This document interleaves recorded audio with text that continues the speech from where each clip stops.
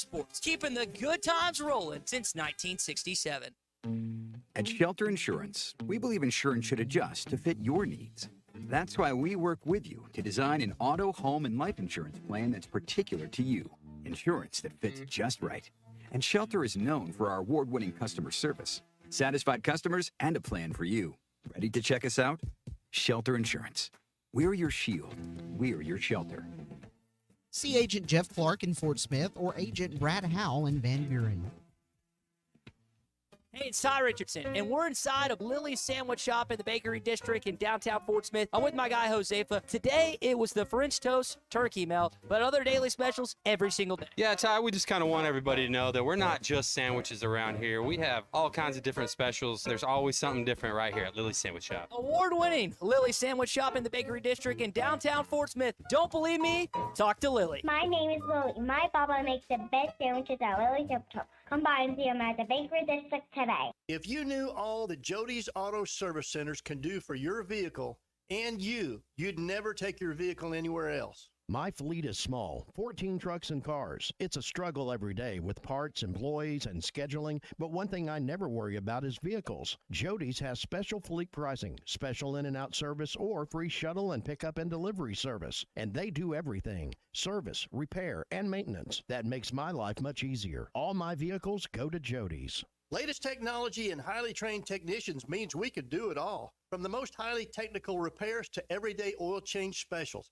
Tires, everything, even diesels. Jody'sAuto.com. Schedule free shuttle service or pickup and delivery. Get a tire quote, get financing. Jody's Auto Service Centers, voted best of the best by our customers year after year. We're your neighbors since 1984 with 3 full-service locations in Fort Smith and Van Buren. See for yourself at JODYSauto.com.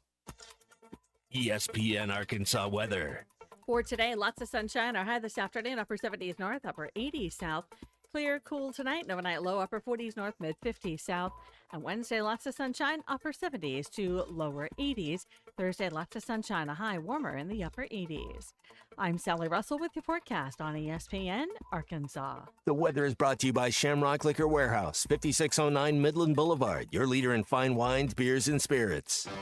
You're listening to The Morning Rush on ESPN 95.3, KERX Paris, Fort Smith. Don't touch my beef jerky now.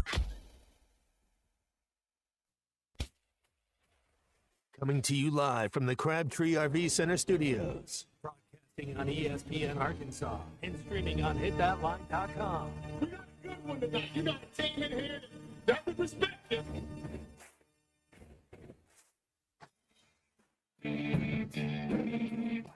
I'm all right. What can't they dominate? And we not doing it. We're going to go get one and celebrate on somebody else's field. Well, Matt Jones may take it to the house.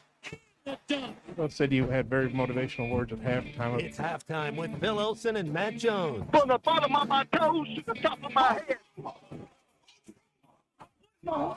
Let's go, man. I have zero respect for saying no mock at halftime. For one Razorback. It's vintage Matt Jones. 1, 2, 3. Here we go. Right now, let's take the field. Call or text 877-377-6963. Now, here's Phil Olsen and Matt Jones.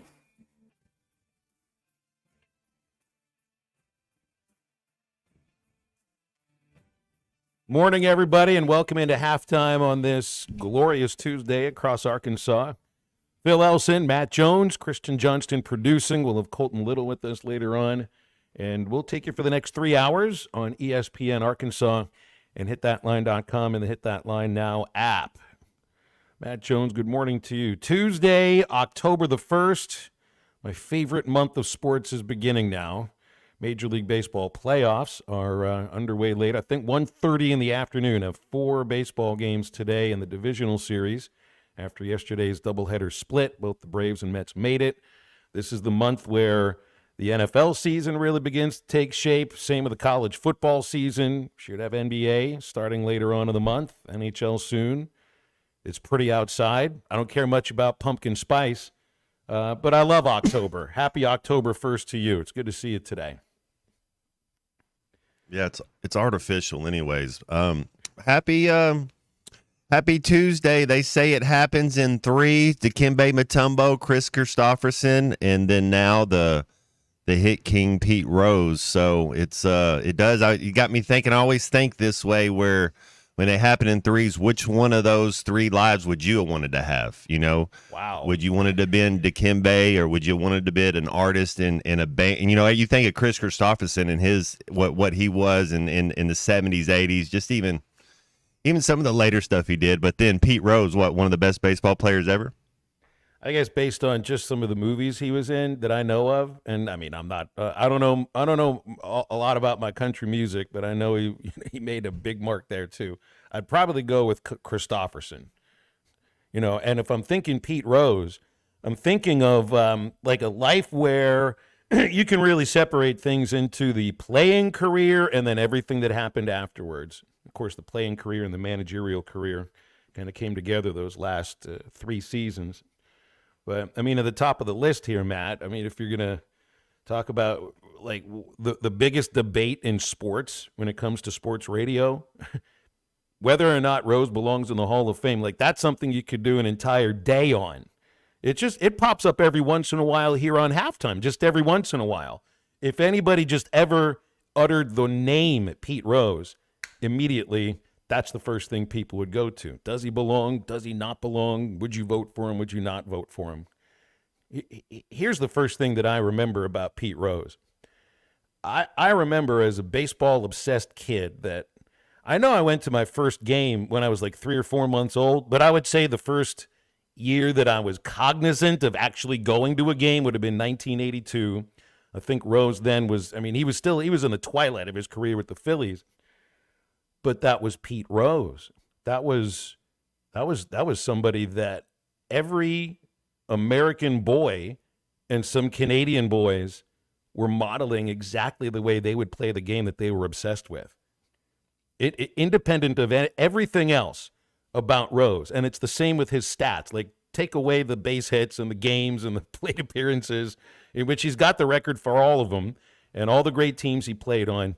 Just the way he played, that was exactly the way that I think we all, maybe a little different from you, Matt, I mean people who don't have athletic ability, would have modeled the way that they would play, because they would say that guy right there got more out of his body and out of his talent and his ability than anybody else. And that's how I'd like to see myself. As I really think, I think growing up, I don't know how many people are named Pete based upon his name, but I think tens of millions of baseball playing boys and girls that grew up in the 70s and the 80s, they literally modeled the way they played after him. That's the first thing I think of with Pete Rose. And then there's everything else after that.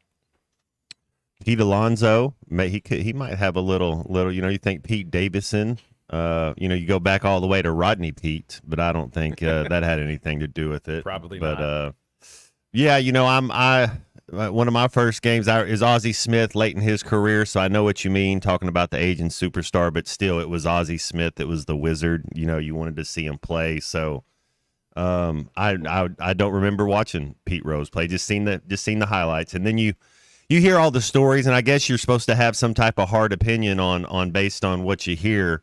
I don't know. I mean, it's I always kind of thought posthumously he would get in. Do you think it takes another 20 years or so, or do you think it takes another 2 years? Look, all I know is Shoeless Joe Jackson has been dead a long, long time. He was banished for the exact same reason Rose was banished, and it doesn't feel like he's any closer to getting in right now either. So, I mean, we might tell ourselves he's going to get in because he's dead, but that's not necessarily a guarantee. And I think it's also important to state it wasn't a lifetime ban. That, like, what he signed for was being placed on the permanently ineligible list. There's a difference there. Being permanently ineligible extends past the end of your life. I know he could apply for reinstatement, and I know he did that, but nobody ever felt compelled to reinstate him. And if you're looking at the commissioner to do it, Rob Manfred has said it's up to the Hall of Fame, so he's basically punted on What is I think his responsibility in this case to say yes or no. That's what the commissioner was doing in the 80s when they were investigating Rose's betting slips and all the rumors, and then facts came out about it, and that's where the banishment came from the commissioner's office, not from the Hall of Fame. So that's Manfred just being weak on something that he should have an opinion on as the commissioner of the sport. But I hate that that's the first thing that we go to, because but it's also, unfortunately, it's part of Rose's legacy. It's probably the first thing on his legacy. As I bring up the idea of just the style of how he played, I don't think that's the first thing people think of. But I really want to be respectful to the end of a man's life, in which I'd like to start with the positive stuff first, and then there's all the other stuff that comes after that, in which, I mean, he was reduced, Matt, to signing baseballs that said, "I'm sorry, I bet on baseball." Of course, he did that. He did that for the last 15, 20 years of his life, after he had lied about betting on baseball for all those years leading up to it. That's reducing a true legend into just a little pithy statement on a baseball that no one ever wrote before, and that's not going to change people's opinion about it, unfortunately. You know, you go in and you lie to your employer or to your authority figure, to the administration, and yeah, that's tough to overcome. I mean, we got a guy up there in Bobby Petrino that did that. He lied to a lot of people, and then he showed contrition, and it was I think you brought this up the other day, it was that Basil's deal down there a few years ago, what Jimbo Fisher just did. So I don't know. Did Pete Rose never show enough contrition? Was it just too big of a gap? You know, like he just didn't come back around. I don't know. My guess is if he would have admitted that he gambled on baseball at the time that he signed the letter, that was his banishment letter, then things might have eventually been not forgotten but forgiven 10, 15, 20 years later. I think if he would have admitted to it by now, he might have been in the Hall. Yeah. So I mean, it's. I don't exactly know what to call it, but it is it is one of the most tragic stories that I know of in sports. I mean, think of a guy he was born and raised in Cincinnati. He's from the city that he's connected to the franchise for all those years. Does he still have the all-time hit lead, or did Ichiro take him up? No, not only does he have the all-time hit lead, there's nobody I can't imagine anybody ever passing him. Really? Now, I don't know about Ichiro, and if you put his hits in the Nippon League and American together, I don't know. I'm just major league. I'm major league only. Yeah. I mean, I don't think anybody's probably anywhere close to like 2,700 base hits. You know, Pete Rose had 3,215 singles in his career. Amongst those, is it kind of like 4,256 hits? It's kind of like Wayne Gretzky and with his points in the NHL. It's just like you're just not going to see the type of production that he was putting out. He was just better than everybody. That's exactly right. And the other part of it is, at some point, you become somebody that is simply chasing a record, which kind of was what Aaron was doing the last couple of years of his career in Milwaukee, and also what Rose was kind of doing too for the last 7 years of his career, in which he was just a shadow of what he really was. At that point, he wasn't a singles hitter that was hitting 320 or 330 with 50 doubles. He was a singles hitter that was hitting 275, 260, and was basically taking up a spot in the lineup that somebody else who was better could have filled any better at that point. So that's the other aspect too, is you got to have somebody who literally has the drive to stay in the game until he's 45 or 46 to break that record. And I don't know anybody that's going to be doing that. Because if you're in the position to make that record, you're making $35 to $40 million. You probably don't feel. Rose was making like $256,000. The most money he ever made was $1 million. That was the last year of his playing career. So, yeah, I mean, I'd put that record up there. That one won't get broken. Cy Young's wins and losses won't get broken. Games played by Rose, plate appearances by Rose. And part of what really sucks about this, and everybody points to, how can you keep the guy who's got all these records out of the Hall of Fame? No, it's the guy who kept himself out of the Hall of Fame by his own actions. So that's where we start halftime today. A lot of Arkansas football to get to as well. Sound from Sam Pittman's press conference yesterday. Lots of that. We'll be talking throughout the show later today. 1:15, Bill King, Nashville Sports Radio. Dudley Dawson will fill in for Alyssa Orange as she is unavailable today. Her grandfather passed, a longtime, not just Orioles fan, but scout of the Orioles. And so I got reason to root for Baltimore for this October. For Alyssa, I like Heston Kjerstad, and I like Baltimore as a baseball city. What happened with Atlanta and the Mets? Split. Oh, no way. No way. Split. The first game was craziness. Absolute craziness. Late home run by Francisco Lindor gives the Mets the lead in, I think it was the 9th inning, after they had blown, it was a 3-run lead in the 8th inning. It was craziness in that first game. The Mets win it, and then, again, they had no reason to, even try in the second game, and the Braves go on to win without starting Chris Sale, who's going to win the Cy Young Award in the National League. He's got a back strain or back spasms, and that's causing him not just to miss the doubleheader yesterday, but he's going to miss the division series. So, it's huge for Atlanta. And they got the night game against the Padres later tonight. So, Snakes stay at home is what you're saying, that's huh? Exactly right. The D-backs relegated to being at home because of the split. They had to have expected that. That's the worst. That's just a bad rule. That's a bad setup because you kind of go into it. You see this sometimes in soccer where both teams are going to go through, so you're trying not to beat the other team. You're like, yeah, we'll take a draw, we'll take a split. We're both going through. What are we really doing? Just before we go into the break here, Hog Boffy, I sent a text in about Pete Rose. This is amazing to think about this. And we want all your calls, all your texts, and all of that at 877-377-6963. It would take 213 hits per year for 20 years to break his hits record. That's wildness right there. Stay with halftime. Sound from Sam Pittman's press conference yesterday right after this. This is halftime. I wanted to find someone who would embrace Arkansas and the opportunities to build on a rich tradition that includes 22 conference titles, 14 Sweet 16 appearances, 11 Elite 8 appearances, 6 Final Fours, and a 1994 NCAA championship. The head coach of your Arkansas Razorbacks, John Calipari. Listen to every Razorback basketball game right here on ESPN 95.3 and hitthatline.com.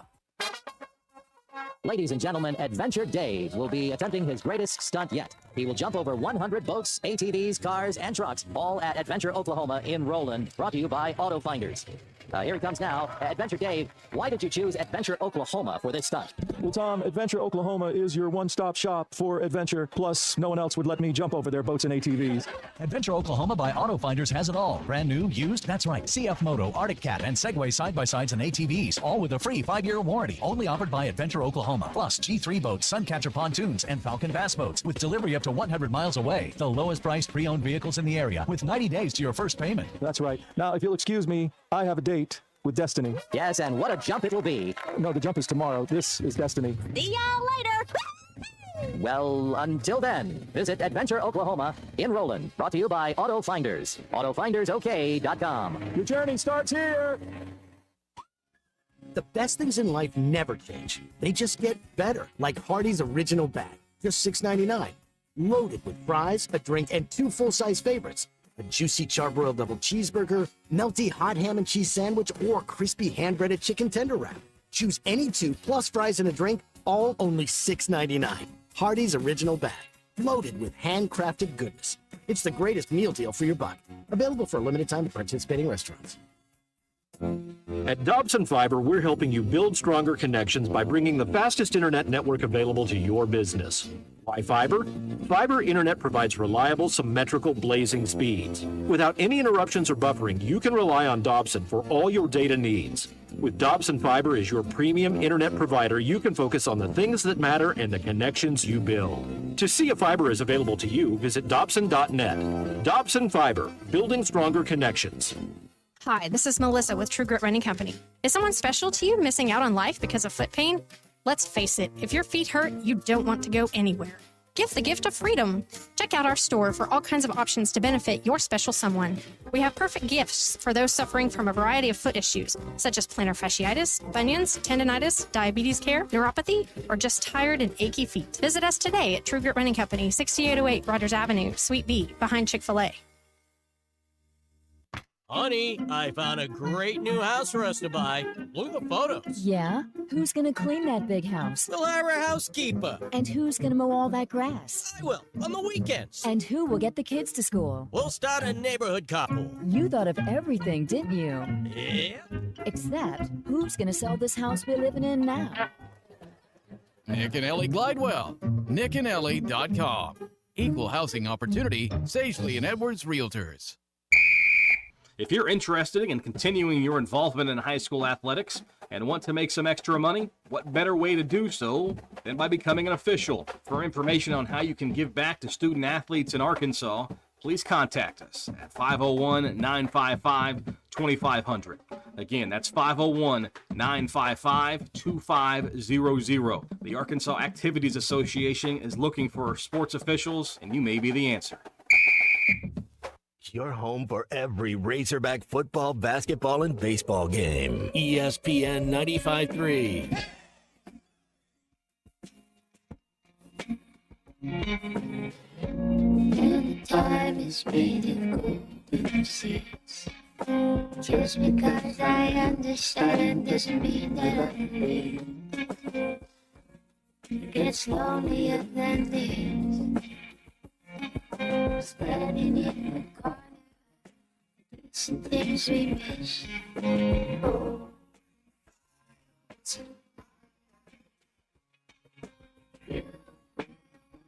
Change the love.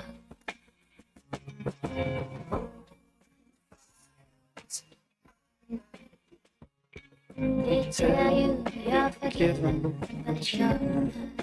Find Halftime on 99.5 in Northwest Arkansas, 95.3 in Fort Smith in the River Valley, 96.3 in Hot Springs and Central Arkansas, 104.3 in Harrison and Mountain Home, and everywhere on hitthatline.com. Join the conversation. Call or text 877-377-6963. Now back to the hosts. Here's Phil Elson and Matt Jones. Well, we're trying, we're trying to fix it. And I don't believe personnel change right now is going to help us. I think the only way that we can get better is maybe take a little bit of the pressure off, like I said, and run the ball a little bit more and hopefully stay out of those third down situations and move the ball a little bit more on the ground. If I was going to put it in a nutshell, I'd say we got to protect the front of the pocket better. I didn't think our tackles I thought they played better than they played the week before, but there's no place for him. A lot of times there's no place for him to step up. And so the pocket's getting collapsed on him, which makes you look worse at tackle. Even the last one, that we fumbled the football on, Carmona had him 11 yards deep. You can't ask a guy to do more than that. He flushed because the front of the pocket was coming at him. And the guy got the strip fumble. But I thought our tackles were better. We've got to continue to get better. But I think the front of the pocket is something that we're certainly going to address this week as well. Matt, that's a couple weeks in a row that Sam has kind of put it on the front of the pocket, right up front, guard, center, instead of the tackles, which makes me think there had to be some missed assignments on those blown RPOs with the defensive ends right at the mesh point. So I know pass protection isn't just the five guys up front, but if you're talking about the five guys up front, according to Sam Pittman, it's the middle where the issue lies right now. But I also know that there are spies that are hanging behind there that are watching every move that Talon takes, and it seems the Aggies just had that defense perfectly. You're facing a better defensive team this Saturday. Yeah, I mean, exactly what he's saying it was spot on. Those tackles, when you're blocking a defensive end or your edge rusher, you're pushing them out that way and you're pushing them up. So you're pushing them out and you're pushing them up as you're giving ground. And so as you're doing this, you get pressure somewhere else. And if this is what Taylon Green did, he made that banana to the outside. That's what you want. I mean, that's you're kind of making that. You got to go up in the pocket and then run, or you got to get north and south. That banana little thing that they're doing, then they're just kind of tracking you down. That's it. And especially if they get you flushed in the first 2 seconds, in the first second and a half, he did not even. That's. Man, all the tackle's doing is pushing the defensive end where he's trying to run. You're just giving him a boost. So it made it tough a little bit. Like I said, I thought A&M had a good game plan for him, and they kind of mucked it up for him. Another thing that Sam brought up here, this is actually from a question from Trey Biddy about whether or not it's fair to ask Taylen Green to be making all the right decisions when you got free runners right in his face. Yeah, I think so.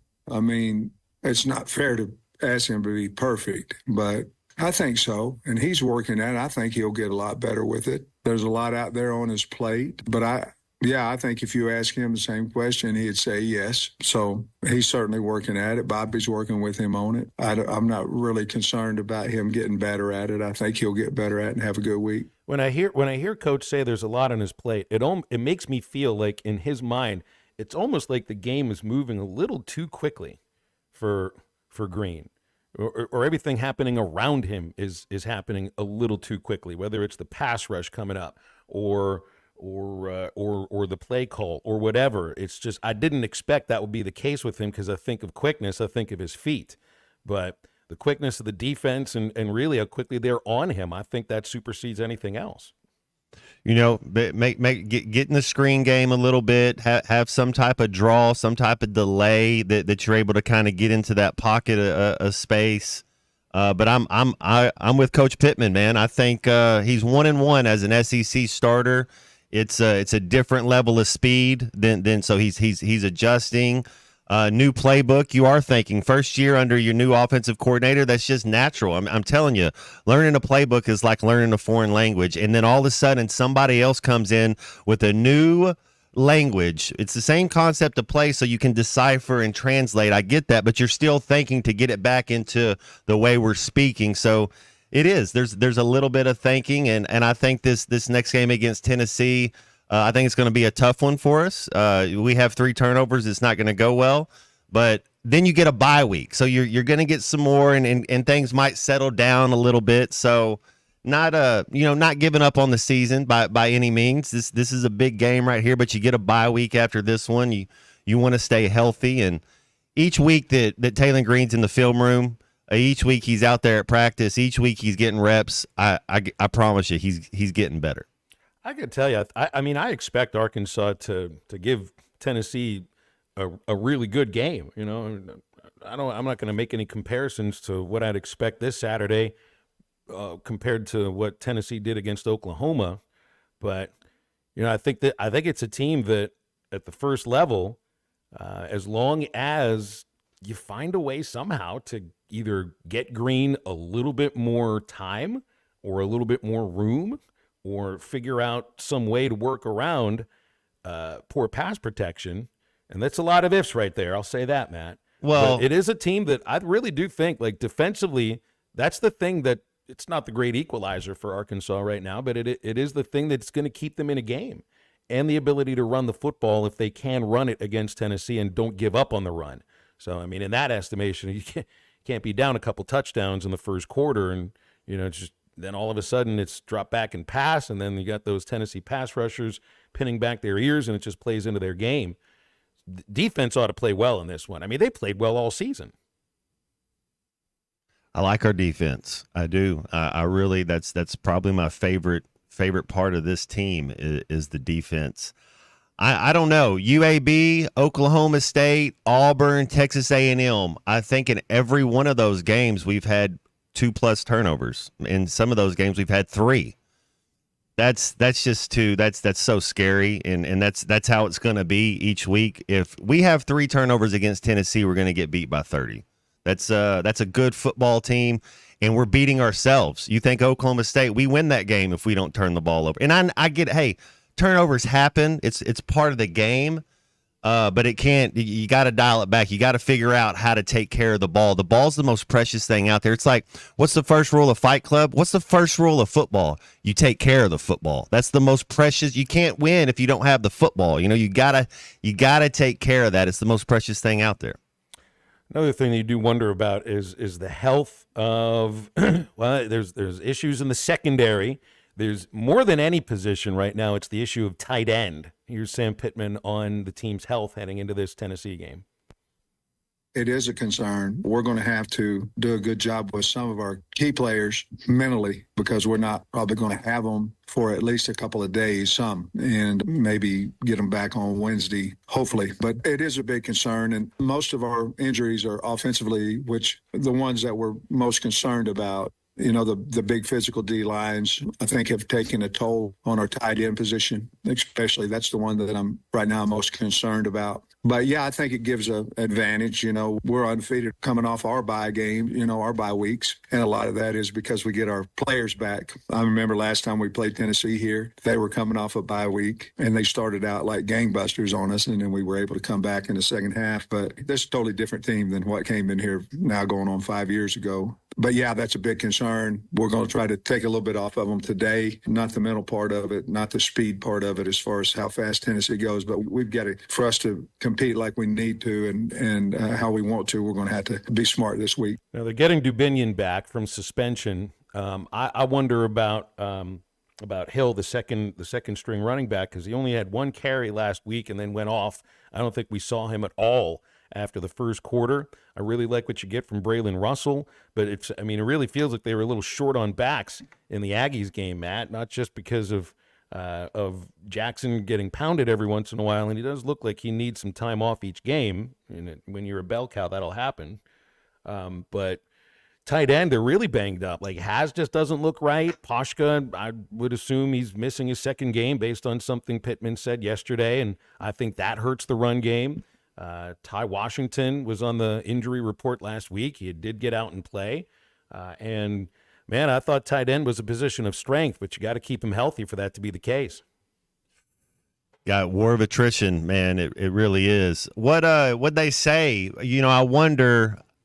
I'm a Dubinion fan. I think the dude's an extreme talent, but what's been the disconnect the first 5 games? What was he suspended for? Do you even know anything? Is it just all of a sudden he's back now?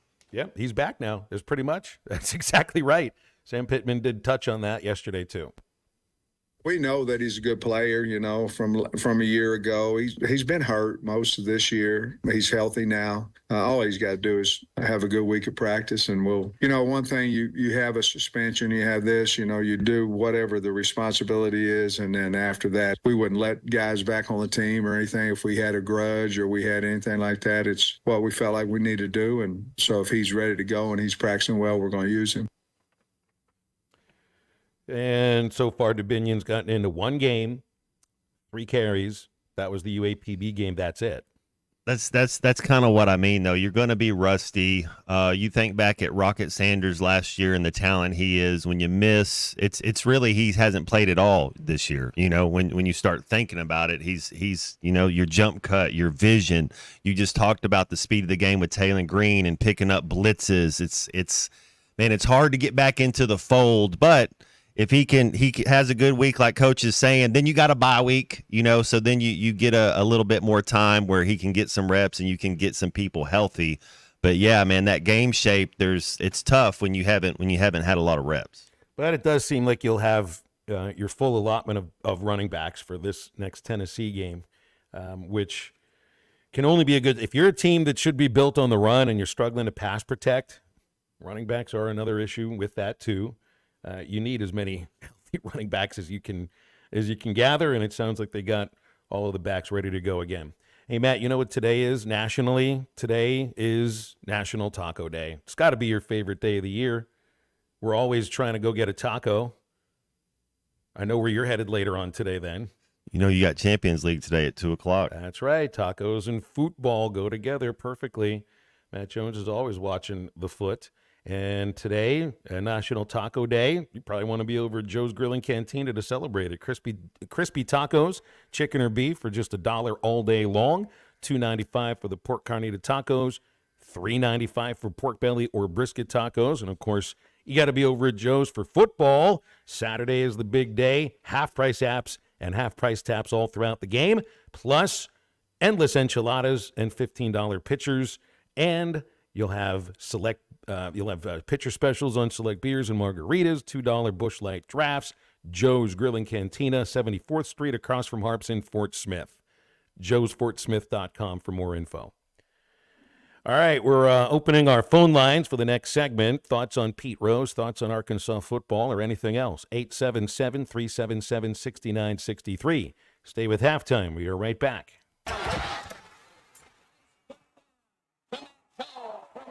This is Halftime. You can now download our new app in the iTunes or Google Play Store. Listen anytime and anywhere on your favorite mobile device. Just search Hit That Line Now.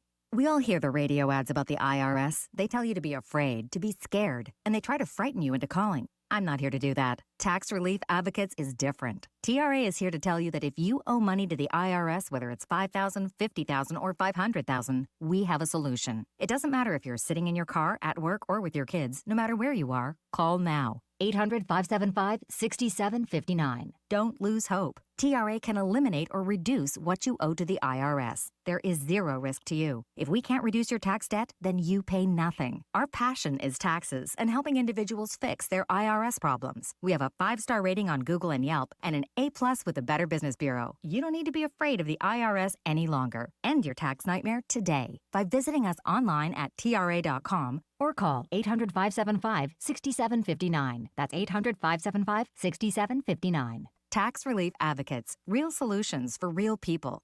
You're listening to Halftime Live from the Crabtree RV Center studios. Crabtree RV Center, where RVing is life.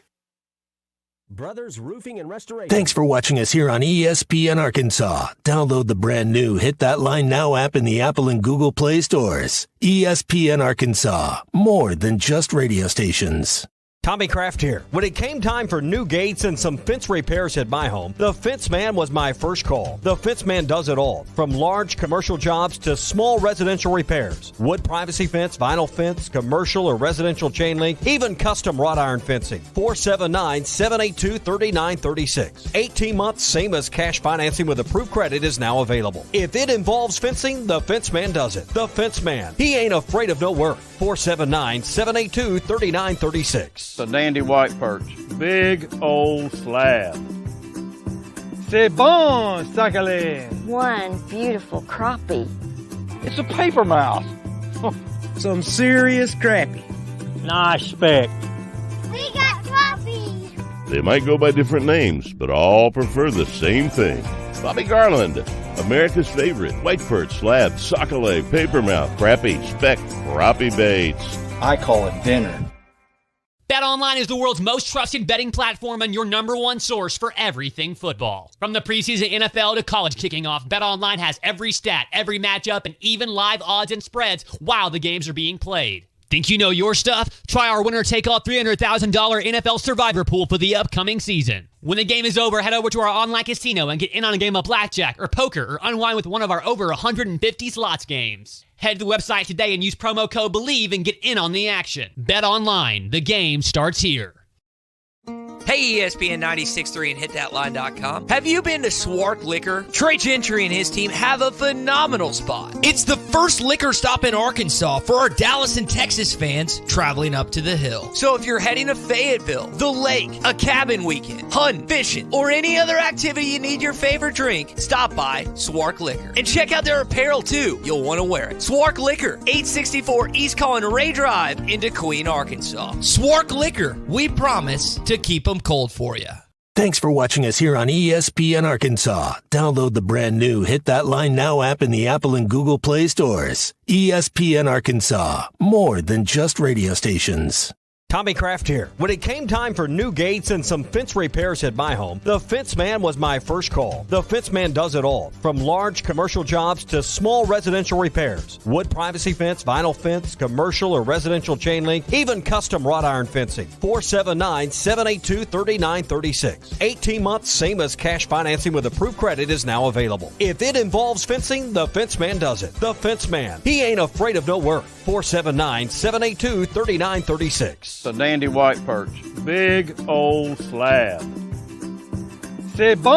Well, I woke up Sunday morning with no way to hold my head. It didn't hurt.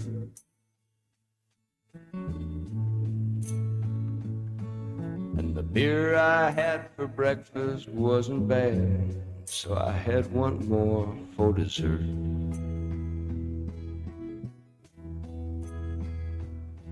Then I fumbled through my closet for my clothes and found my cleanest dirty shirt.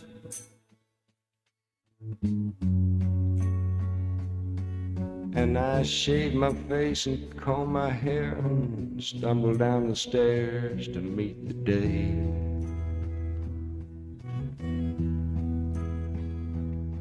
I'd smoked my brain the night before on cigarettes and songs that I'd been picking.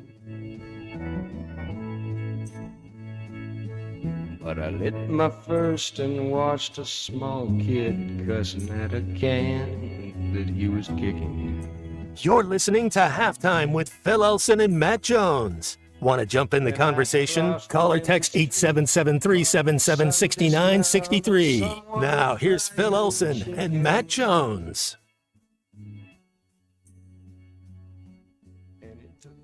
Back on Halftime. Good soulful sounding song there, Matt Jones. Well chosen from the discography of Chris Christopherson. Filmography and discography about just as long. It's a great career, great life. I guess I need to see A Star Is Born. I've not seen that version of it. I saw the version with Bradley Cooper and Lady Gaga. But Chris Christopherson and Barbara Streisand, Babs, that would be pretty good together. That'd be worth a watch. They made two different versions of this Mel Gibson film called Payback, where Chris Christopherson's in it, and it's like the first 47 minutes. Lucy Liu's in it. There's a lot of good people in it, and then they have an alternate take to it. I like the first one better than the theatrical, but it's he crushes it in that one. Yeah, Chris Christopherson steals the show. I think the first movie I saw of his that I would have seen in the theater would have been Big Top Pee-wee. I don't even remember the part he played in it, but I remember his face and thinking, wait a minute. and then I did see, and this is another one you need to see at some point, Convoy, about the trucking convoy that's going across the country. It's a fun movie, and the song is really fun with it as well. 877-377-6963. To get with us here on Halftime. We got Jawan in Fayetteville who's just given us a call. Hey, Jawan, good morning. How you doing today? Doing well. How about you, Phil? Doing very well. Good to hear from you. Man, I hope people aren't giving up on the Razorbacks this season already after one conference loss, man. After everything that I'm hearing, there's still room for improvement. And that's one thing the Razorback fans have to stop doing. Just because we lose one game, you can't give up on a full season. Don't people think Kentucky's fans were upset and now their whole mood's changed after one Saturday after beating Ole Miss? Give the team some time. Let's see what they can do going. It's a long season still, man. Let's watch these guys battle. Arkansas has a great defense. We're doing good. We're holding teams to 20 points. Nobody's really went over that much besides maybe the Oklahoma State game and that overtime game. Let's see if they can fix something on offense and possibly go out and get some more conference wins, man. But giving up on the season already is not a good thing. And I'm most disappointed in the fans today. Everybody wants to give up. Let's see if Taylor Green can get a little bit better. We know that he's struggling in the SEC right now. But you have to give other teams some credit out here, too. Everybody wants it bad. At least we're not losing by 17 to 20 points every game. There's things to correct, for sure. But let's just see what the Hogs can do going on here on out, Phil. I just think people give up too easily. So that's my thing today. I agree with you, Jawan, but just to play on the other side of that, and it's like, I'm not giving up on the season. I got to be at every game, and I'd be watching no matter what. But it is, I think in some people's minds, it's just a feeling like it's like you saw it. You felt like you saw that loss against Texas A&M before, and not just once before, but 2, 3, 4, 5, maybe even 6 times before. It just felt like the same game that you saw for most of the last 12 years. And I think in some people's minds, they feel like they're seeing the same season as last year. And that's not how I feel. But I think in some callers, texters, fans' minds is that they're seeing a redux of last year. You know, complete right, different players at certain positions, and yes, better in a lot of those positions, but some of those same problems of inability to stop the pass rush. And I think that's probably the first thing that people think of too, because that was the main issue last year, and it really, that was the main thing that led to a 4-8 season. So I just feel like there's some people that feel like they're watching the same thing all over again, Juwan. I don't agree, but I do. That's what I sense. Do they understand what we're facing as an opposition is what I don't think fans understand. Yes, A&M just spent $25 million on a recruiting class. That defensive line that was out there whooping us were bought. That offensive line that was out there whooping us was bought. Those are good players still. And I think people think Texas A&M isn't good. That defensive line they have is going to give everybody some problems that they play in the Southeastern Conference. Those are big athletic freaks out there, man. They can run. Their guys are going to be playing on Sundays from that defensive line. Yeah, and people don't understand that. They just think, oh, A&M, they had a close game with Bowling Green. Why Arkansas should run off with the game? No. Mike Elko is out there trying to coach and win and build a program also. Colin Klein's trying to keep making his name. So people have to cool off and just watch the season. Let's support. And like Hunter Yurchek said, if y'all have a big problem with it, send that $100 in a month so we can try to pay some players. Instead of complaining, I don't think you can complain unless you want to help try to do something. Be proactive and not negative. That's all I got to say today, Phil. Juwan, it's good to hear from you. Always appreciate your calls. 877-377-6963. Matt, I do think that when you bring up the idea of the amount of money that any other team that you're playing has spent on their team, I think for some folks that even makes them feel less hopeful or more hopeless, because of what they're constantly told about Arkansas standing in terms of NIL, and that it's up to them to fork over however many dollars so that you can go buy a $25 million football team. So I don't know. I mean, it's like, all right, you played well enough to just lose a close game against a team where they spent $25 million. People are thinking to themselves, well, what is Tennessee spending on their team? What is LSU? What is Ole Miss, Texas spending on their team, Missouri compared to Arkansas? I think that might make people feel a little more hopeless. Well, I guess the good news is there hasn't been any 48-10 games.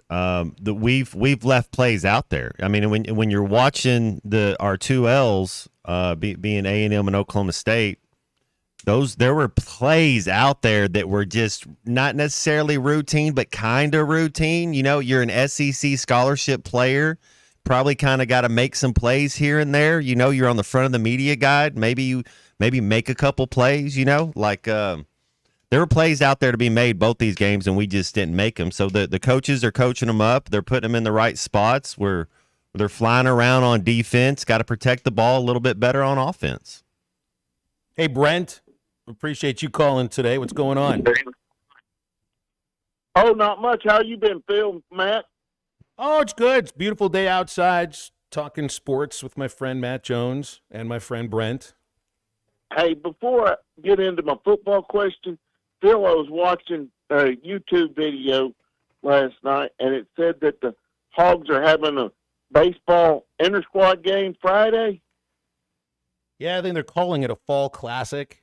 6:30, right. I believe, is first pitch. I still don't know what's going on with this Oklahoma State exhibition because the Cowboys played some exhibition at Connors State last week. As I understand, you can only play two of them, so I still don't know what the situation is with that. But it's an inter-squad fall scrimmage called the Fall Classic Friday, 6:30.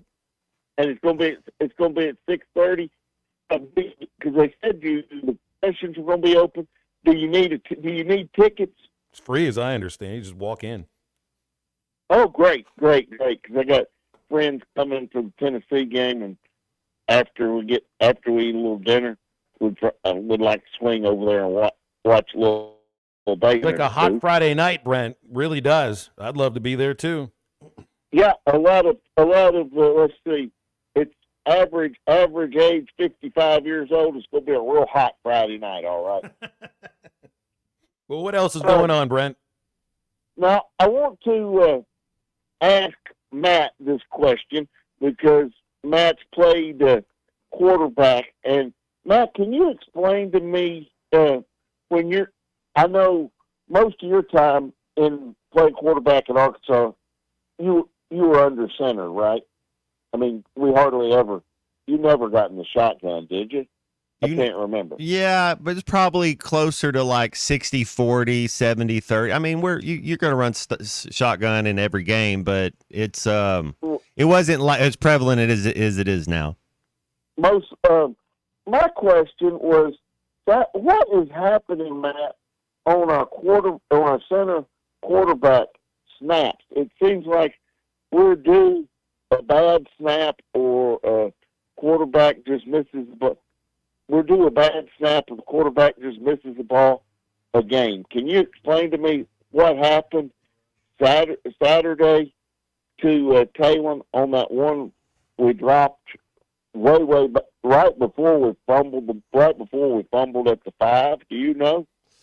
Phil might have had a better view of that. I don't know if that was the one where he took his eyes off the ball. I remember what you got to tell me what quarter is in because of my notes. I know there was one that he had the ball but you could see his head look a little bit. So maybe that was just that was part of that one. But yeah, it's for whatever reason. It might be on the center might have a reach block. And so then he's throwing the ball the way that he's going, it's moving the opposite direction because he's taking a bigger step.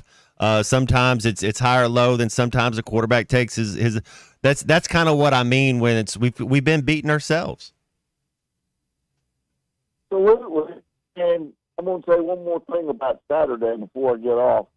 I tell you what, we decide we're going to kick a field goal in the fourth quarter, and then we call a timeout to decide we're going to fake it. Now, that gives A&M an extra 30 seconds to say, oh, they're not calling a timeout just to kick the ball. I mean, Coach Pittman has got to get better at using his timeout in pressure situations. Don't give the other team a chance to rethink what you're doing. You know what I mean? Do you understand my frustration? You're right on right there. I agree with you on that. Brandon, appreciate you calling. Thank you very much. I remember thinking to myself during that timeout, and I think it was a full timeout. That was a media timeout they took, and Sam's out there talking with the guys, and I thought to myself, "No, don't do it." That's right. That's it. Because Phil, it's just. I've been in these huddles. I've seen it. I don't know if I've seen it 12 times. I've seen it 100 times. They call a timeout right before a special teams play. It's alert. Everybody's antenna goes up. Alert, alert, alert. And they looked like they were alerted, but didn't it? Dude was sitting right on it. Homie was sitting right there 6 yards away ready for it. I mean, they were sitting right on it. First half, I'm all about taking our points. I think our kicker – I mean, he looks. I don't know about you. He looks pretty good the last couple games. Improved. Yeah, I think he has improved. That's got a little leg to work with. It'd be all right with a 55-yard try, at least a try. All right, we are right up against the break. Back to wrap up our first hour of halftime with a phone call right after this. Matt Jones, don't be so cool, dude. This is halftime. After I drop the kids off, I have to run across town for a meeting, hit the gym during lunch. Jake has soccer tonight, and Emily has gymnastics? Oh, did I turn on the crock pot this morning? With the never-ending to-do list, it's easy to forget something important, like setting up a life insurance plan with Shelter Insurance. Your local Shelter agent can show you how to create a safety net for your family. Shelter Life Insurance Company, Columbia, Missouri. See Agent Chris Dooley in Fort Smith. The Wave Rural Connect Shoal Creek Zone is open. Fast fiber internet, TV, and home phone available. This covers Midway, New Blaine, Scranton, Delaware, and other areas. Even if this isn't your zone, check your address. We might be available for you. Get your whole home solution. Internet, TV, and phone from a local provider. Go to signup.waveruralconnect.com or call 1-833-492-8372. Arkansas Valley Electric and Wave Rural Connect, changing the communities we serve.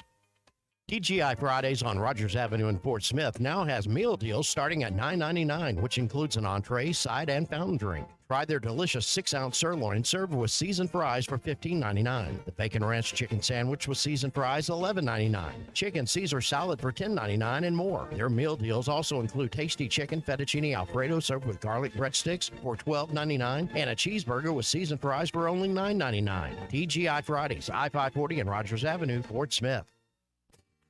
Come celebrate autumn in the natural state with Crabtree RV Center in Alma. Crabtree RV Center is having their big fall sale October 10th through the 13th. There will be special pricing and door prizes along with our experienced, knowledgeable staff to help you pick the perfect RV for your family. Come see why we've been voted the best of the River Valley in Northwest Arkansas. So mark your calendars for October 10th through the 13th and don't miss out on the big fall sale. Crabtree RV Center, making your family's dreams come true for over 70 years.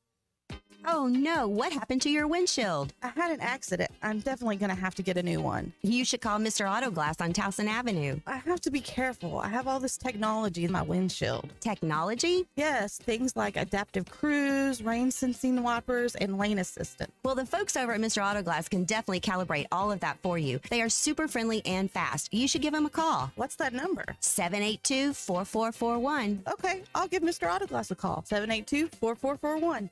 Looking to boost your health and feel your best? Elite Wellness and Aesthetics in Fort Smith is here to help. Starting at only $200 a month, semaglutide and tirzepatide are weight loss shots that can kickstart your journey to a healthier, more confident you. And with Elite's hormone therapy treatments, you can restore balance, energy, and vitality. Take control of your health today with Elite Wellness and Aesthetics. 479-242-9355 to schedule your appointment or visit FortSmithElite.com. Elite Wellness and Aesthetics, getting to know you inside and out. Come on along, head for the mountains of Bushfield. Head for the mountains, it's cold and it's smooth and it's waiting for you. Come on, head for the mountains of Bushfield.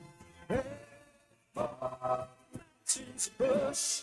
Head for the mountains of Bush. Life be. Enjoy responsibly. Copyright 2022. Anheuser-Busch, Busch, and Busch Light Beer, St. Louis, Missouri. This is Daryl Johnston with Hashtag Managed IT Services. We are excited to now be part of AAA Business Systems. Hashtag will continue to handle every IT need your business will have, and now, as part of AAA Business Systems, we can handle all of your document printing and storage solutions. Together, we have the expertise to meet all of your office technology needs. Find us online at aaabm.com or call us at 471-1771. Your home for every Razorback football, basketball, and baseball game. ESPN 95.3.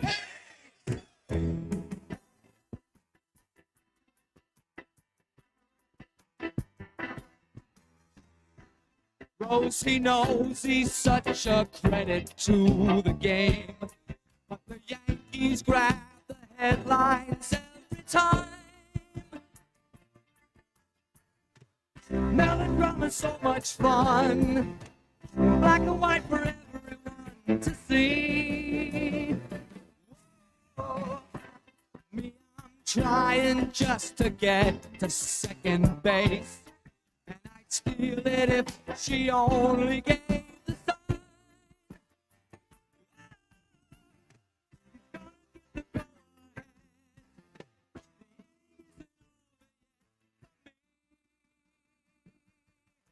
For me. Welcome back into Halftime Live from the Crabtree RV Studios. Crabtree RV Center in Alma, where we make your dreams come true.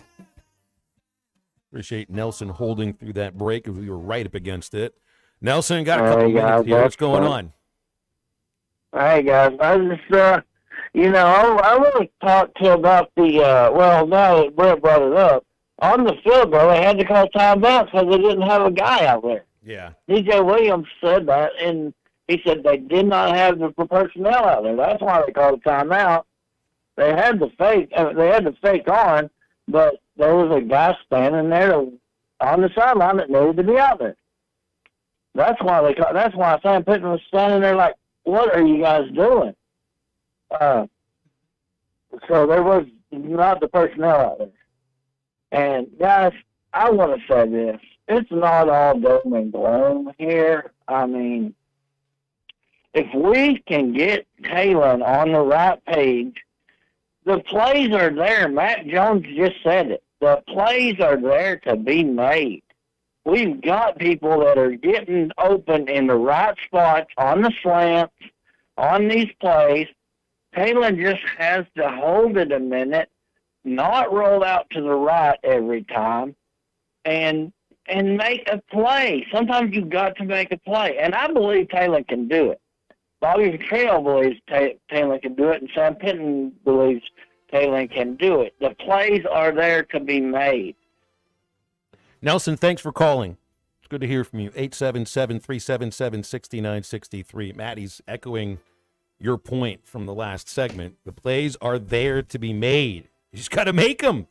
Well, and I think that was Juwan's point, too, about not giving up and keeping the hope and keeping the faith, because Man, honestly, Phil, you say what you want, call it Hugh Freeze or whatever you want to do, but Oklahoma State and A&M, the Hogs could have won both of those games. Hour number 2, fast approaching. 877-377-6963 is our phone number. Stay with us. This is Coke Zero Sugar. Could I be the best Coke ever? Try and taste with your ears. Hear those bubbles? Imagine them tingling on your tongue. Fizzy deliciousness. Listen to that cascading liquid. A mouth-watering waterfall. Irresistibly tasty. Zero sugar. Crisp, refreshing, and ice cold. Is Coke Zero Sugar the best Coke ever? Try and decide. At GNC, we know motivation can come from anywhere. You could be at the gym, totally focused on yourself and your own goals. You refuse to be gym-intimidated. Maybe you're on a weight loss journey, a new path to change your life. Nothing's gonna stop you. Or maybe you're putting in overtime on those booty goals. No shame in getting those gains round back. You could just be out to prove that when it comes to pickleball, you are a pickle baller. No matter what motivates you, we have the fuel to keep you going. Fuel your fitness at GNC. The Wave Rural Connect Shoal Creek Zone is open. Fast fiber internet, TV, and home phone available. This covers Midway, New Blaine, Scranton, Delaware, and other areas. Even if this isn't your zone, check your address. We might be available for you. Get your whole home solution. Internet, TV, and phone from a local provider. Go to signup.waveruralconnect.com or call 1-833-492-8372. Arkansas Valley Electric and Wave Rural Connect, changing the communities we serve. Precision Garage Door features the finest quality materials, installation, and service for all your garage door needs, including garage door repair and new garage doors and openers. Fully licensed and insured with the largest showroom in Northwest Arkansas at 1907 Town West Drive in Rogers and in Fort Smith at 416 North 10th Street. Call Precision Garage Door today at 844-PDS-DOOR or check them out online at precisiondoornwa.com. Financing is available. Precision Garage Door, voted best garage door company of Northwest Arkansas and the River Valley. Looking to protect yourself and your family this flu season? Law's Drug Store at 6802 Rogers Avenue offers the latest vaccines for adults and seniors in both COVID-19 and the flu. Law's Drug Store has friendly pharmacists ready to assist you with no appointment necessary. Call 452-6116. It's quick, it's easy, and in most cases, free with your insurance. Law's Drug Store, 6802 Rogers Avenue behind Outback Steakhouse. Open 6 days a week to care for you and your family. ESPN Arkansas weather. For today, lots of sunshine. Our high this afternoon, upper 70s north, upper 80s south. Clear, cool tonight. Overnight low, upper 40s north, mid 50s south. On Wednesday, lots of sunshine, upper 70s to lower 80s. Thursday, lots of sunshine, a high warmer in the upper 80s. I'm Sally Russell with the forecast on ESPN Arkansas. The weather is brought to you by Forest Grain Incorporated, committed to setting the standard of excellence since 1936. KERX Paris Fort Smith. This is Halftime, coming at you from the Crabtree RV Studios on ESPN 95.3. Coming to you live from the Crabtree RV Center Studios. Broadcasting on ESPN Arkansas and streaming on hitthatline.com. We got a good one tonight. You got a team in here that doesn't respect you.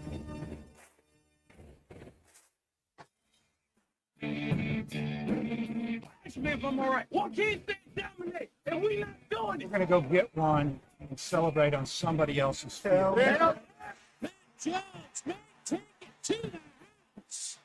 The dunk. You both said you had very motivational words at halftime. It's Halftime with Phil Olsen and Matt Jones. From the bottom of my toes to the top of my head. What's my hot dog? Let's go, man. I have zero respect for saying no moss at halftime. For one Razorback. It's vintage Matt Jones. 1, 2, 3. Here we go. Right now, let's take the field. Call or text 877-377-6963. Now, here's Phil Olsen and Matt Jones.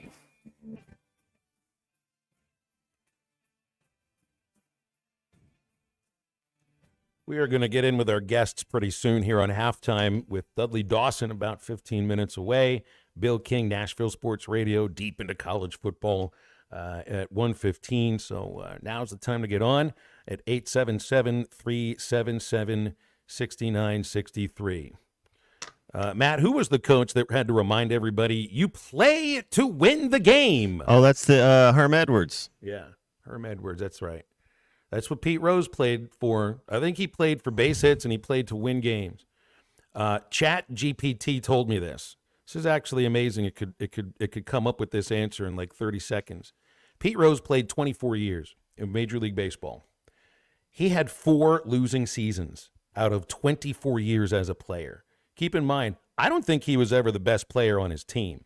He played with Frank Robinson, Vada Pinson, Johnny Bench, Tony Perez, Joe Morgan, Mike Schmidt, Steve Carlton. I mean, I don't think he was ever the best player on his team, but he was part of the heart and soul of every team he played for, and his teams won over 55% of the games that he played in, and he played in more games than anybody in baseball history.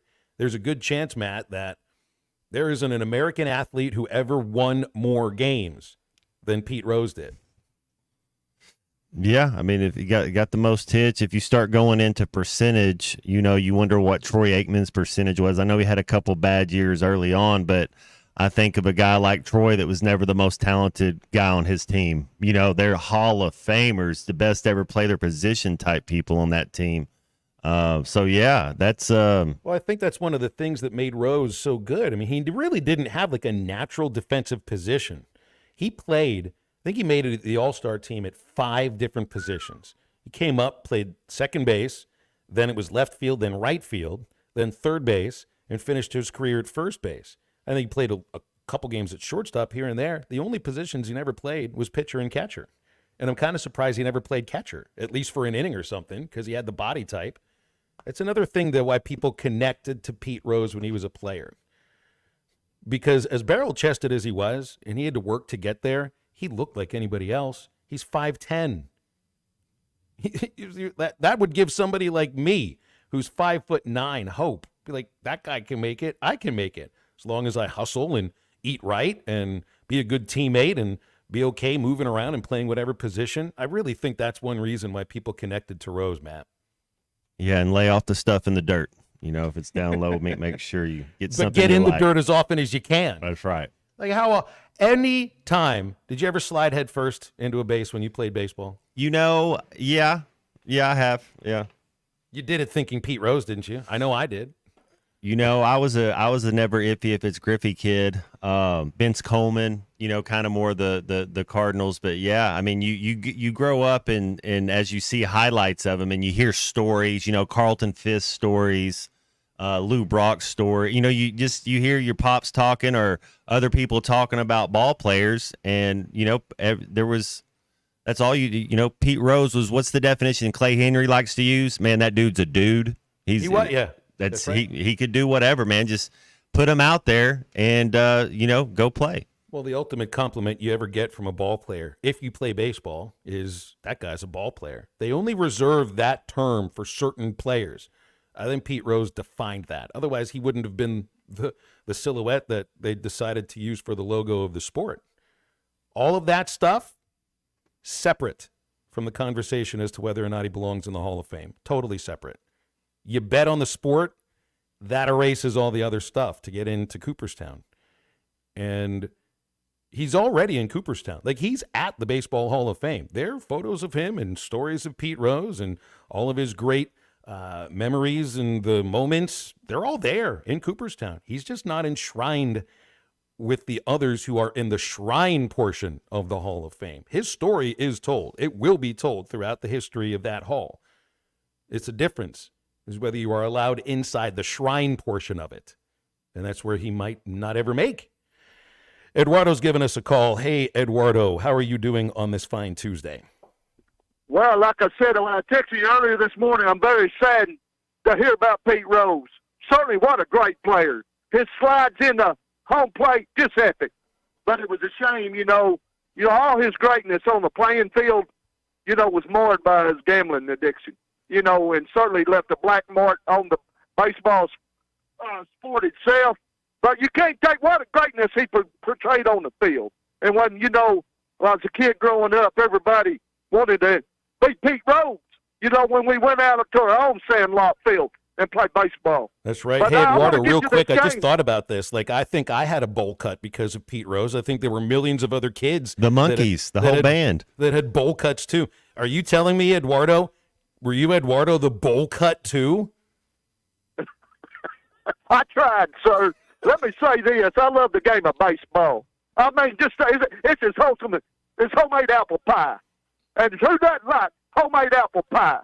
Let me say this about this game Saturday. Huge. You know, I believe we can win this game if they follow the recipe. You know, it ain't our defense. Let me tell you the truth today. Your defense is good enough to keep you in games. It's the offensive side of the ball what we got to do better jobs at.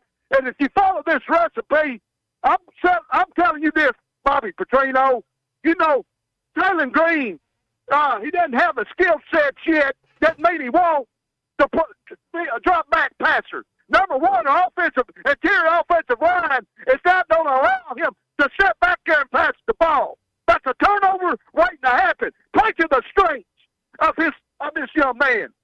Just turn him loose. Have him roll out at the quick slant passes. If it's not there, tell him back off to the races. That's how you don't win this game. And it's number two recipe. You cannot turn the ball over. If you quit turning the ball over and beating yourself, you can win against the balls. Everybody's talking about how great the balls are. They're a great team, no doubt about it. All the teams in the SEC are good. I'm telling you this. Who have they played this year? They challenged one game in Norman, Oklahoma, where they barely won by 10 points. And when they come in, October 5th, the Hawk Pound, baby. Listen here, Hawk Nation. They need to hear our echo, our cry back in Knoxville. I've seen it before.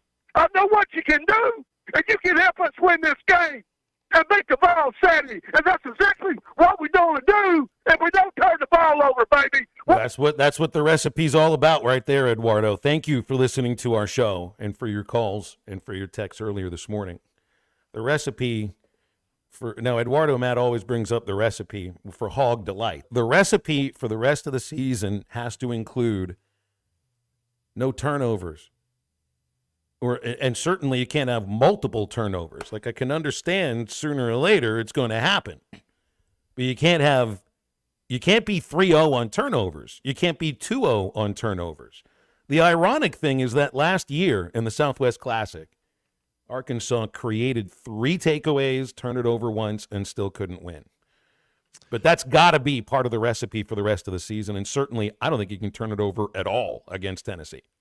Yeah, you hold the team to 21 points. That's part of the recipe. I mean, I don't know how many times, but we get 1, 2, 3, 4, 6 more conference games. Man, I don't know. Maybe 2 of them we can hold to 21 points. That's when your defense goes out there and puts a show on like that.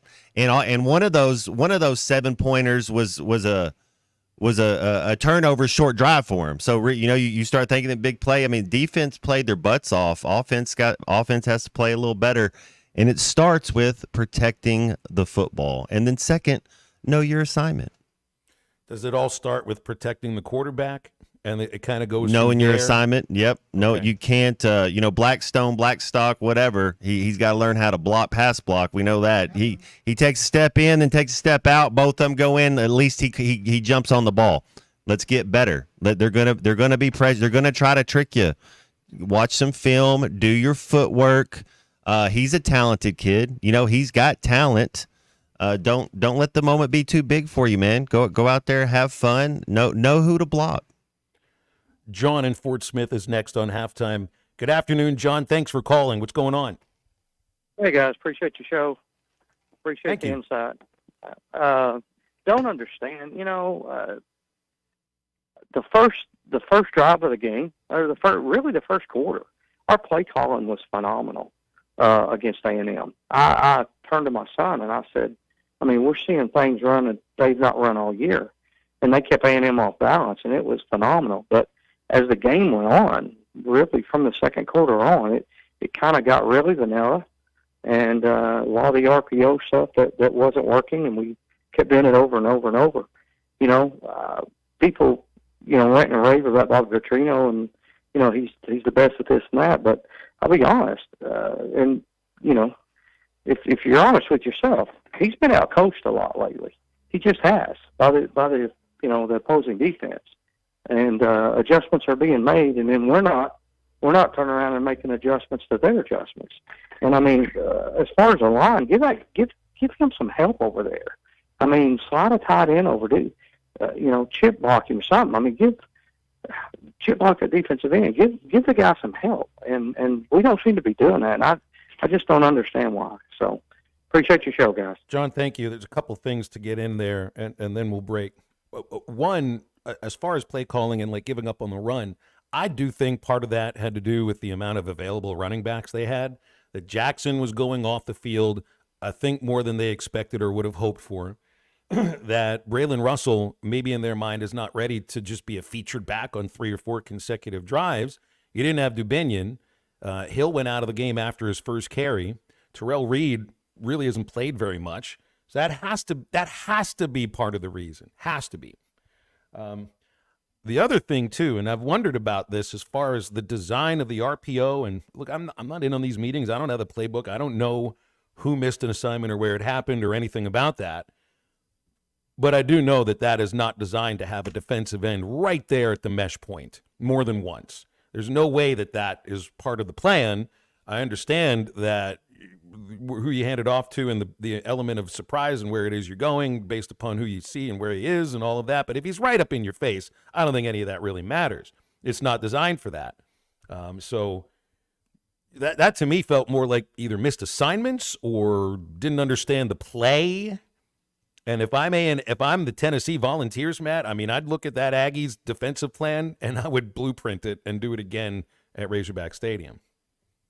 Man, I'm telling you, that front seven at Tennessee, front seven for A&M's pretty solid. Yeah, they're going to cause some havoc. You're going to need to know your assignment because they're going to put some stress on you at different positions just because of the talent they have. And so just got to quicken it up a little bit. And I mean, it's going to be a tough one, Phil. We'll break in a moment. We'll have Dudley Dawson. First, got to remind you about Crabtree RV Center getting everything ready for their big fall sale coming up on October 10th and lasting through October 13th. Special deals on RVs and trailers, door prizes as soon as you walked in. Any questions you have will be answered immediately by their experienced, knowledgeable staff at Crabtree RV Center, right there where I-40 and I-49 come together beside the Cracker Barrel in Fort Smith. Voted best of the best in Northwest Arkansas, CrabtreeRV.com for more information. Dudley Dawson from Hogville joins us in just a moment. This is Halftime. Do you need free legal advice? Listen to Coffee with Counsel with Kevin Hickey and Brad Hull on the Hit That Line podcast network. Kevin, I don't think you've had a chance to read the police report yet. So I'm gonna pop quiz you. What do you think? What would be your guess of the charge that led to Scotty Scheffler getting arrested under those facts? Well, assault would probably have to be one of them. That's right. Assault, second degree. For more information, go to hickeyandhull.com.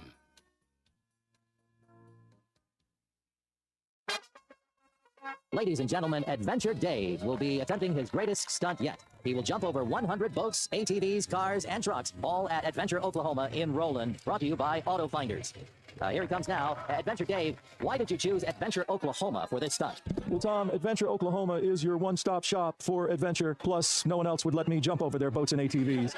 Adventure Oklahoma by Auto Finders has it all. Brand new, used, that's right. CF Moto, Arctic Cat, and Segway side-by-sides and ATVs, all with a free 5-year warranty. Only offered by Adventure Oklahoma. Plus, G3 boats, Suncatcher pontoons, and Falcon Bass boats with delivery up to 100 miles away. The lowest priced pre-owned vehicles in the area with 90 days to your first payment. That's right. Now, if you'll excuse me, I have a date with Destiny. Yes, and what a jump it will be. No, the jump is tomorrow. This is Destiny. See y'all later. Well, until then, visit Adventure Oklahoma in Roland, brought to you by Auto Finders. AutoFindersOK.com. Your journey starts here. Valley Family Dental, formerly known as Riley Farm Dental, at the entrance to Riley Farms, provides every type of dental care and procedure for you and your family. Dr. Sparkman, Farmer, and now Dr. Blaine Van Nice work to give all of their patients better lives with a better smile. Valley Family Dental, now offering same-day crown service. Mention you heard this ad on ESPN Radio at your next appointment and receive a free bleaching kit or $100 off in-office accelerated whitening. Call 226-3500 for an appointment or visit valleyfamilydentalpractice.com. Summer is here and adventure is calling. Visit Southern Tire Mart for a new set of Yokohama tires to get your vehicle ready for summer travels. Southern Tire Mart is your trusted partner for top quality tires, professional services, and competitive pricing. Visit us in Fort Smith at 9700 Highway 271 and let Southern Tire Mart ensure your vehicle is ready for the open road. Southern Tire Mart is a proud dealer of Yokohama tires. We keep America rolling. The best things in life never change. They just get better, like Hardee's Original Bag, just $6.99. Loaded with fries, a drink, and 2 full-size favorites. A juicy charbroiled double cheeseburger, melty hot ham and cheese sandwich, or crispy hand-breaded chicken tender wrap. Choose any 2 plus fries and a drink, all only $6.99. Hardee's Original Bag, loaded with handcrafted goodness. It's the greatest meal deal for your buck. Available for a limited time at participating restaurants. Picture this. You arrive at your hotel. You have an important online meeting lined up with clients from all across the country. You have your laptop open, ready to begin, and the Wi-Fi is so terrible, you can't even connect. These types of stressful situations happen all the time, but they don't have to. When you book a room at La Quinta by Wyndham, you have access to their free high-speed Wi-Fi, so you can take care of those critical emails, join your meetings on time, and even unwind by streaming your favorite shows without having to worry. Tonight, La Quinta. Tomorrow, you shine. Book direct at lq.com. Head to toe, it's gotta be Jelco for hard work and the great outdoors. With quality and price and comfort you like, the savings that you're looking for. We've got the shoes and boots, steel toes too, outerwear and a whole lot more. Head to toe, it's gotta be Jelco for hard work and the great outdoors. Your home for every Razorback football, basketball, and baseball game. ESPN 95.3.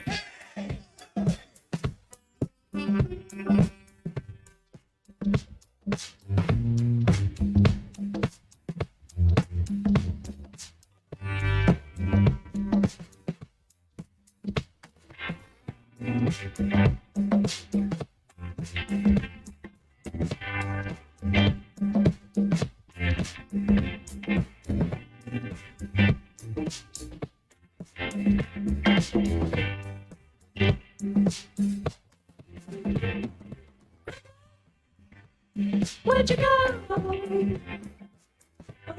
Your mind, where did it go? Where did it go? Any minute now, and I still want you back. Make sure to follow Halftime on Twitter at HitThatLineAR and on Facebook and Instagram at HitThatLine. Call or text 877-377-6963. Now back to Halftime with Phil Elson and Matt Jones. Time to talk with Dudley Dawson from Hogville. Appreciate his time on a Tuesday afternoon. October 1st, Dudley, it means it's baseball postseason. Unfortunately, neither of our teams are in the baseball postseason. That's true. You know, like Green Day says, wake me up when September ends. I am throwing my weight behind the Baltimore Razorbacks, though. So, notice neither one of them's in the starting lineup today. But, I'm looking forward to it. 4 games this afternoon. I'll do a little work while watching them, but love this time of year.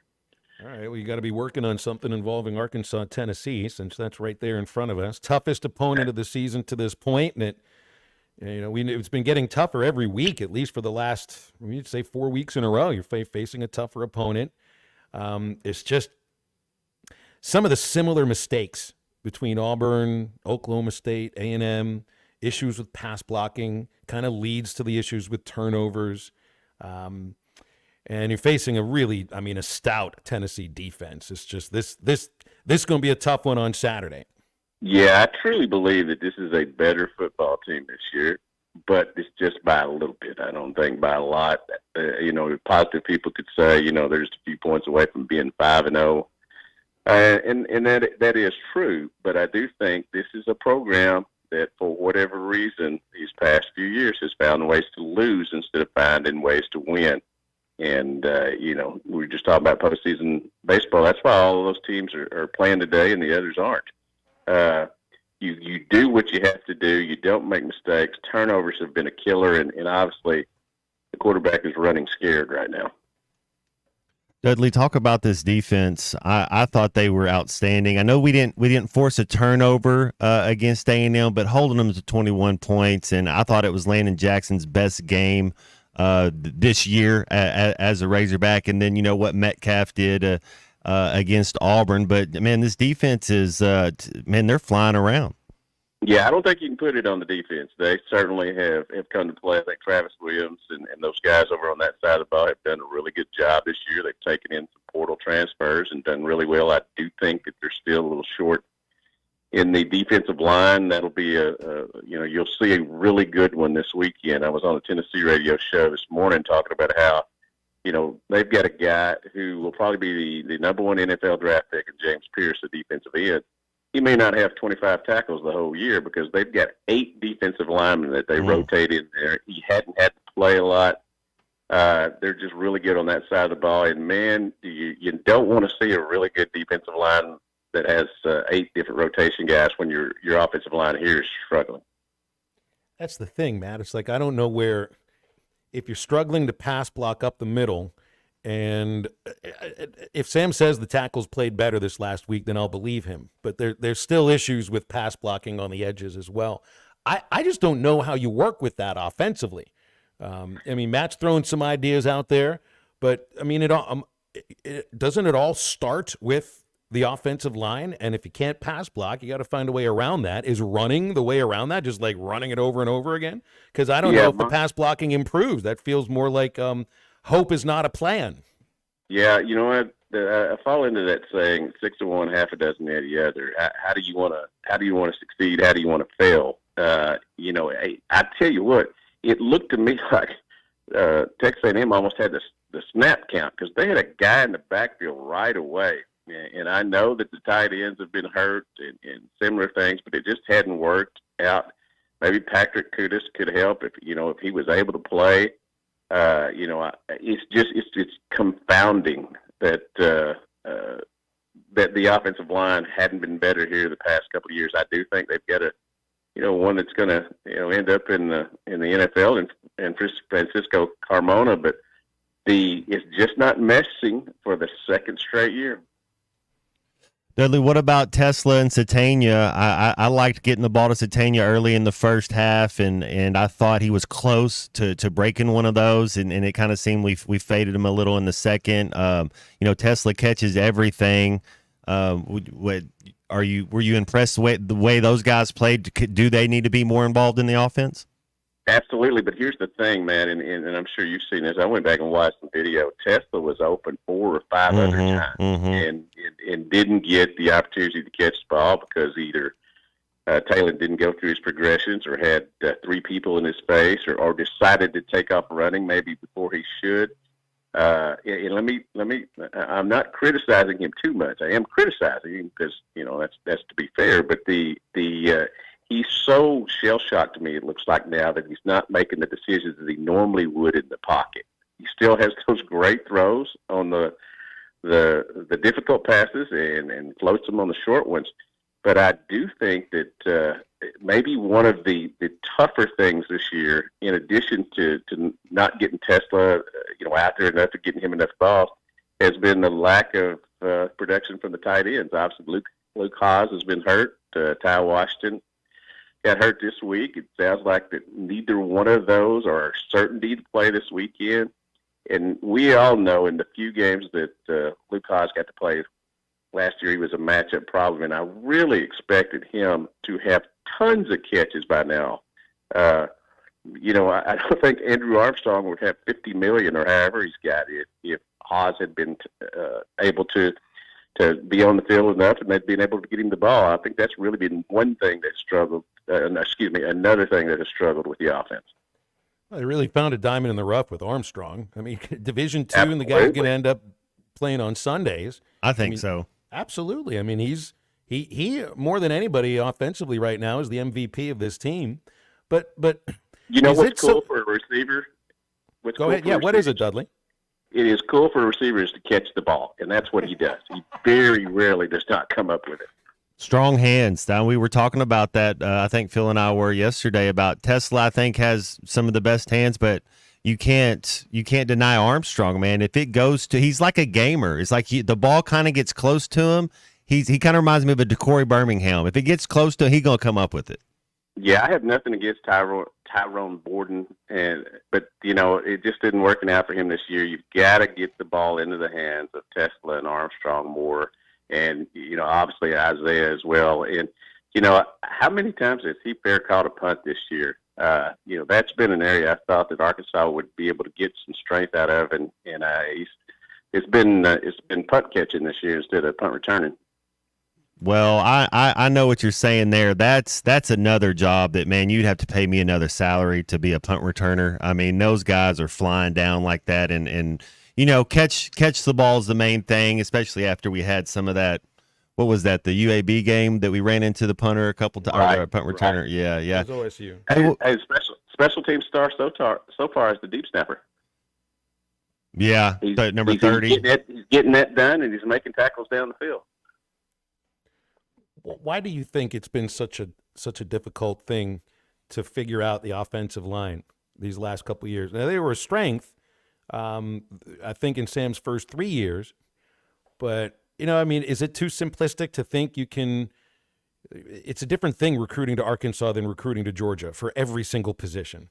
But with the idea that Sam did build a good offensive line when he was the O-line coach at Arkansas – is it unfair to think that you could have the same sort of offensive line because he's the head coach?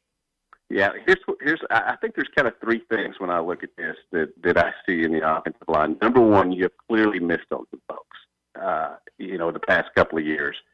Whether it was their work ethic or their talent, they're wanting to be on the team. I wouldn't go with NIL stuff in there if you want to. Also, I think that to me, this portal transfer, unless there's, some underlying circumstance, money or something like that, a person is leaving in a university because he wasn't playing there enough or he wasn't playing at all. And you've got some of that on the offensive lineman. And there is some youth there too, but it just makes no sense whatsoever that you could have an offensive line guru, a guy that he has mentored, and Eric Matos, trying to work on this offensive line. They just should be better. It just doesn't make any sense. Dudley, I do want to kind of get your thoughts on Pete Rose passing and kind of, I guess you can take it from where you want to, the player, the person. And do you think baseball during this postseason, do they do something? I mean, you had Jerry West, you had Bill Walton in basketball. They kind of tribute to them. Do you see baseball doing any type of tribute for Pete Rose during this postseason?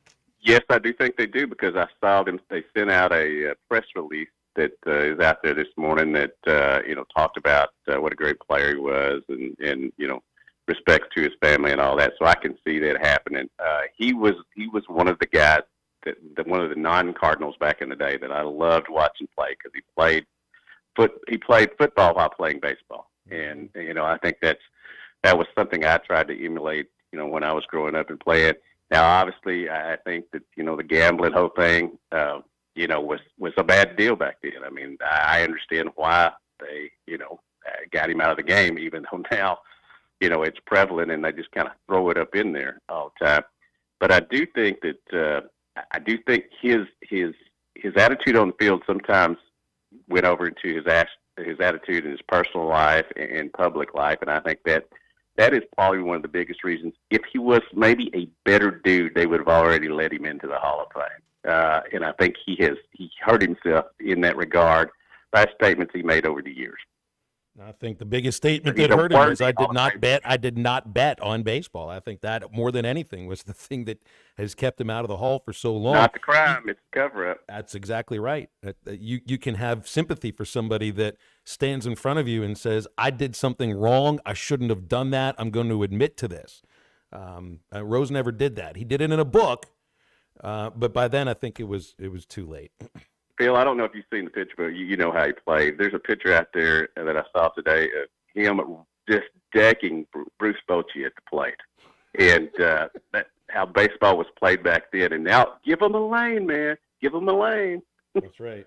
And on the day, too, where Buster Posey is elevated to general manager of the Giants, and the rule is basically because of Posey's injury at home plate from getting run over. Dudley, it's good to talk to you. Thanks for coming on today. You bet. Anytime, guys. Thanks, Dudley. Dudley Dawson from Hogville. And that's one vote for the Baltimore Razorbacks, though. I don't know who you said you got, but we got to get – is Bill King a World Series? He's not a World Series guy, is he? He's one of those guys that I know he loves college baseball, but at least maybe he might take his eye off college football for like half a day to watch a baseball postseason game. I don't know. We'll get a Clay Henry vote tomorrow. See, I'm kind of rooting now that I love the series the Orioles are in. Orioles, Royals. I mean, what did they lose last year? 106 games, the Royals, and they're in the postseason right now. I don't really know who to root for between those two teams. I really don't.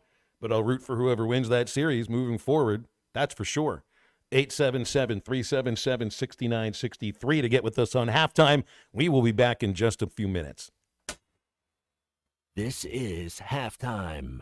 You can now download our new app in the iTunes or Google Play Store. Listen anytime and anywhere on your favorite mobile device. Just search Hit That Line now. Prescriptions require an online consultation with a healthcare provider who will determine if appropriate. Restrictions apply. See website for details and important safety information. Subscription required. Price varies based on product and subscription plan. Hey guys, did you know there's a generic form of Viagra that works just the same but is 95% cheaper? And you can get it online at hims.com/joy. Through Hims, you'll get a free medical consultation to determine the ED medication that's best for you, discreet shipping if prescribed, a 100% online process, and a range of treatment options, including trusted generic alternatives to the name brands, at up to 95% off. ED is personal, and at Hims, so is treating it. Just go to hims.com/joy and get connected to a licensed medical provider online for free. With zero copay, no expensive appointments, and no awkward face-to-face conversations. To start your free online visit, you need to go to this exclusive address, hims.com/joy. That's hims.com/joy for your free online visit. HIMS.com/JOY. This is Halftime.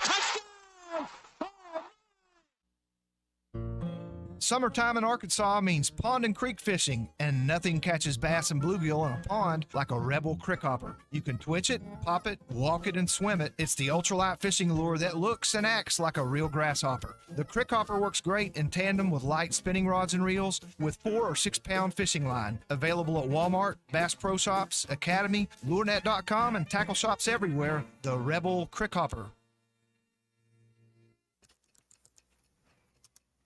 When you're clocking out and happy hour's already started. But you're clocking out and happy hour's already started. The choice to enjoy is easy. Bud Light. Easy to drink, easy to enjoy. Pick up Bud Light at your local convenience store today. Enjoy responsibly. Anheuser-Busch Bud Light Beer, St. Louis, Missouri. The Wave Rural Connect Shoal Creek Zone is open. Fast fiber internet, TV, and home phone available. This covers Midway, New Blaine, Scranton, Delaware, and other areas. Even if this isn't your zone, check your address. We might be available for you. Get your whole home solution. Internet, TV, and phone from a local provider. Go to signup.waveruralconnect.com or call 1-833-492-8372. Arkansas Valley Electric and Wave Rural Connect, changing the communities we serve. This is Coke Zero Sugar. Could I be the best Coke ever? Try and taste with your ears.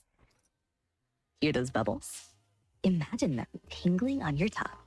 Fizzy deliciousness. Listen to that cascading liquid. A mouth-watering waterfall. Irresistibly tasty. Zero sugar. Crisp, refreshing, and ice cold. Is Coke Zero Sugar the best Coke ever? Try and decide. It's that time of year again. The Greater Fort Smith Association of Home Builders Parade of Homes is right around the corner. For 2 weekends, October 4th through the 6th and October 11th through the 13th, you can tour stunning homes featuring innovative designs and cutting-edge craftsmanship from noon to 5. And don't miss this year's Showcase Home, open every day from noon to 5 for the whole parade. For the Parade of Homes map, a list of sponsors, and this year's online digital magazine with the details for each home, go to FortSmithHomebuilders.com. Colorworks Paint and Body in Barling offers professional automotive painting, bodywork, and fabrication that is unsurpassed in talent and dedication. Owner Andy Harrod uses the latest in collision repair technology to ensure all damage is addressed, whether it's visible or hidden, and works with all insurance companies. Andy and his crew have the experience and commitment to give you complete trust in the repair of your vehicle, no matter the size of the job. Colorworks is located at 1206 Fort Street in Barling, across from Dollar General, and is on Facebook, where you can check out their work. Your home for every Razorback football, basketball, and baseball game. ESPN 95.3.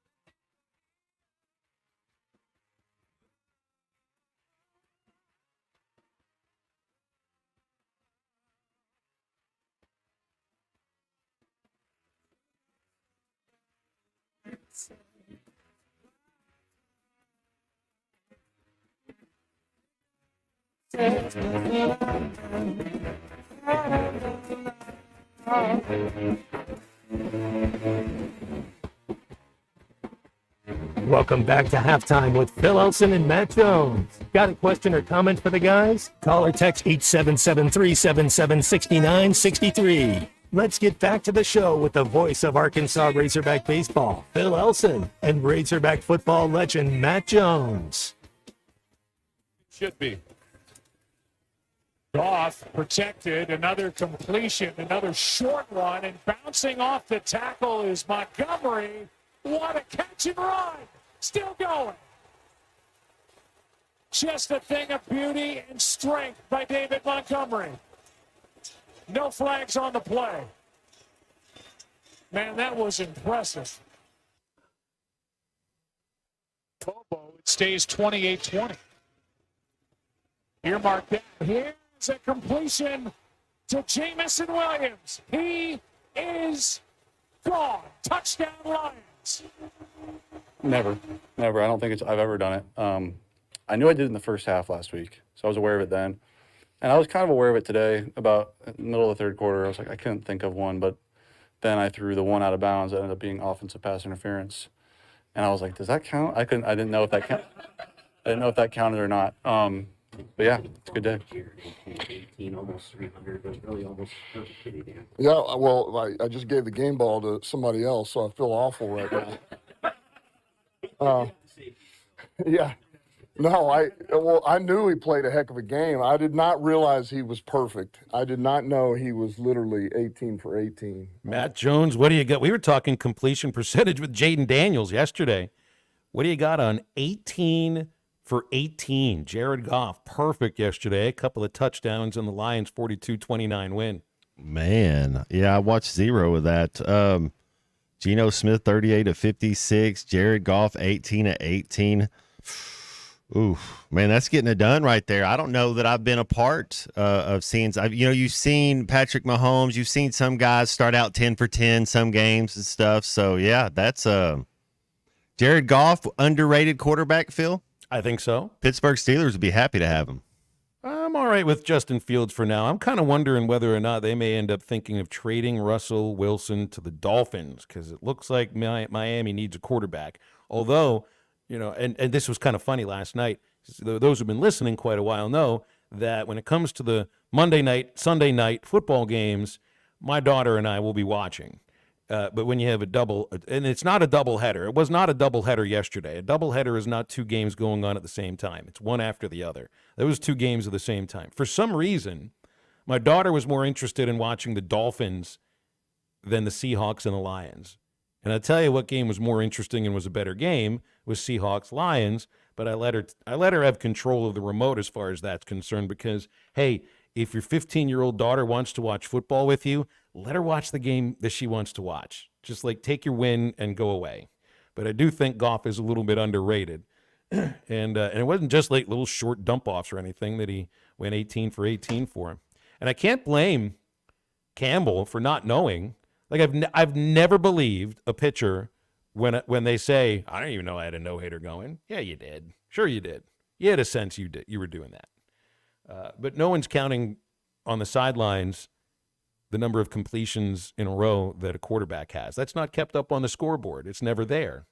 I mean, you telling me a pitcher never at least looks up at the scoreboard and just might have glanced at the RHE and knows, but they don't have completion percentage up on the video board. So I would believe Campbell in that sense. Did you get how many? That kind of took me by surprise last week when Sam Pittman said that he doesn't give a game ball for every game. I don't know if he'd ever done it before when he gave it to Travis Williams. Don't most teams give game balls afterwards, Matt? I'm assuming you got one or two. I got one against the Ravens one year. I don't know that it's a big. It was, it's get a lot of attaboys. It's just game balls. I don't know. It's like not a thing you worry about, right? Not at all. Not at all. All right, some other things here to get on here. Looks like Gonzaga is joining the Pac-12. Like all this stuff with the Pac-12 and the Mountain West reaching out and trying to get, what is it, Texas State and UTEP and maybe Toledo and schools that have nothing to do with mountains or the West. Like that's kind of all to the side. But if you're talking about adding Gonzaga, now you're talking a basketball powerhouse that's been shopping around for a major college league to play in, and they don't even have football, so this isn't a football thing at all. For a while, it looked like Gonzaga was going to join the Big 12. Not happening. Now they're going to join the Pac-12 in all sports that the school plays, which is not football. And, of course, that's what all this realignment is about. And then I'm seeing I don't remember when this first came out, but you remember someone brought up the other day about the Super 64 League, the idea that some folks have. Well, there is this idea that a group called College Sports Tomorrow came up with a few months ago. We kicked it around, and they're sending press releases out about it right now about, what is this, a 72-team league where there is relegation and promotion based upon who does well in what FCS would be or whatever group of five would be. That would involve the 8-team pods, in which Arkansas probably is involved with Texas and a lot of the Southwest Conference schools that you used to play. But it's also the people that are connected to this group that is kind of interesting me more than anything else. Athletic directors, sitting athletic directors in some case, Bubba Cunningham, Danny White, Kirby Hocutt, Gordon G., that's, I think, still the president of West Virginia University, the chancellor of Syracuse University as well as Grant Hill and Jimmy Haslam, who's the big fundraiser at Tennessee and the owner of the Cleveland Browns. They have real weight behind this idea, Matt. And remember, in 2 years, when that college football playoff is renegotiated, and it's probably being renegotiated now, and there was the idea that soon there's a meeting between Big Ten and SEC athletic directors to maybe have a scheduling agreement. A lot of moving parts right now. Something in the next couple of years is coming up. Maybe it's this College Sports Tomorrow League in which you separate football from everything else. Maybe that would make some sense. 2030. So the next iteration of the playoff starts in 26. I don't know if you can do all this in 2 years. You got to figure out how you're funding it, and it would go along with collective bargaining. That's what this press release says. It would go along with collective bargaining. It does seem like there's a lot to happen before you can probably get it started in 2 years. Maybe 2030 makes more sense. Because I don't think right now it's something that can really be done like that or in 2 years. But as they're talking about this, and with the kind of people that are, behind it and are out there messaging about this, where they're going to call it the College Student Football League, which sounds like something that could be rebranded very quickly. College Student Football League. When you're paying the college students directly from the administrations and something that is actually collectively bargained, which will make them employees. It's an interesting title to have, the College Student Football League. It's going to make sure they don't call it a professional football league, but that's pretty much what it's going to be. 877-377-6963 to get with us on halftime. Oh, look at this. Chaz in Fayetteville sending the text, but I got to make sure that this is actually true because I don't want to just go off of something that somebody has texted. The Seahawks, Matt, are signing Jason Peters.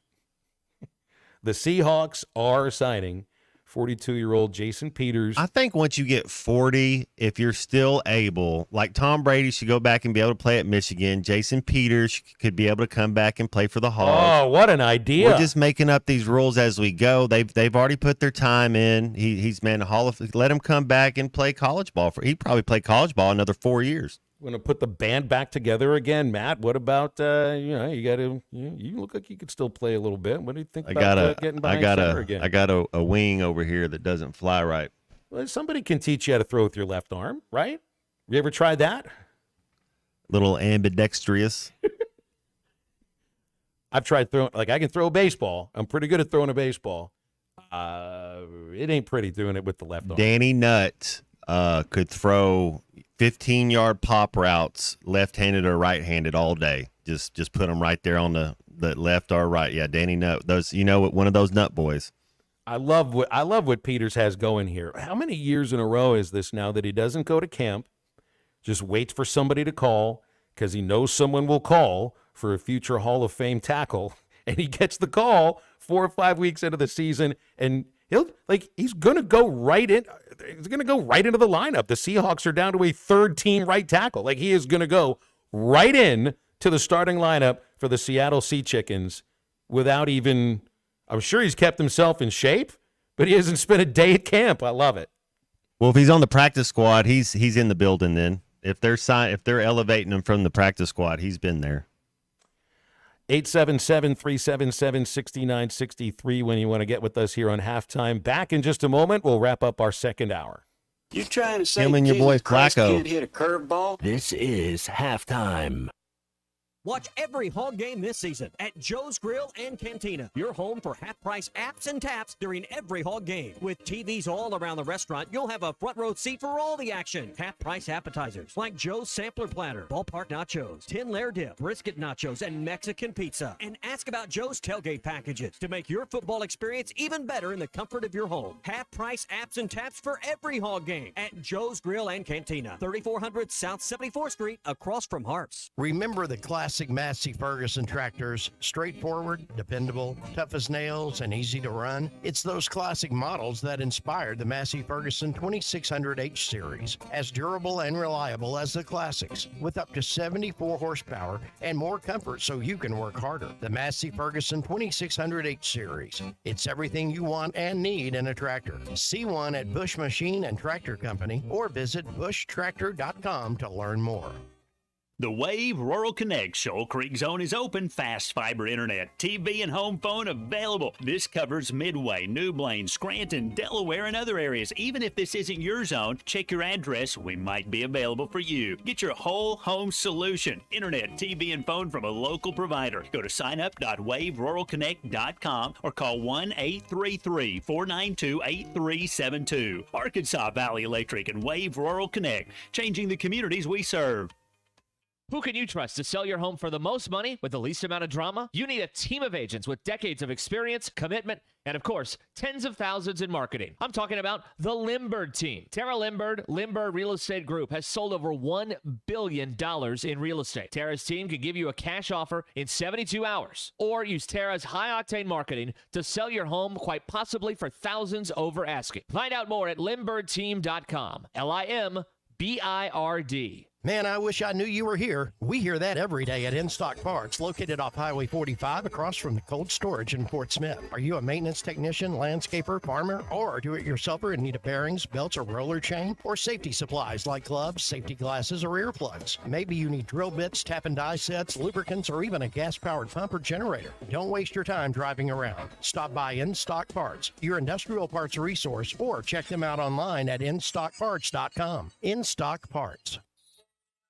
Hey, Ty Richardson for JamMart. JamMart is always trying to save you money, and that's why they partner with Valero. Hook up your checking account to the Valero Pay Plus app, and you'll get 10 cents off a gallon, plus other special deals on holidays and more. JamMart and Valero, passing on the savings to you. Now available at the 3 Fort Smith Valero JamMart locations. And stop by any of the 6 JamMart locations in the area. JamMart, the leading gas station and convenience store in the region.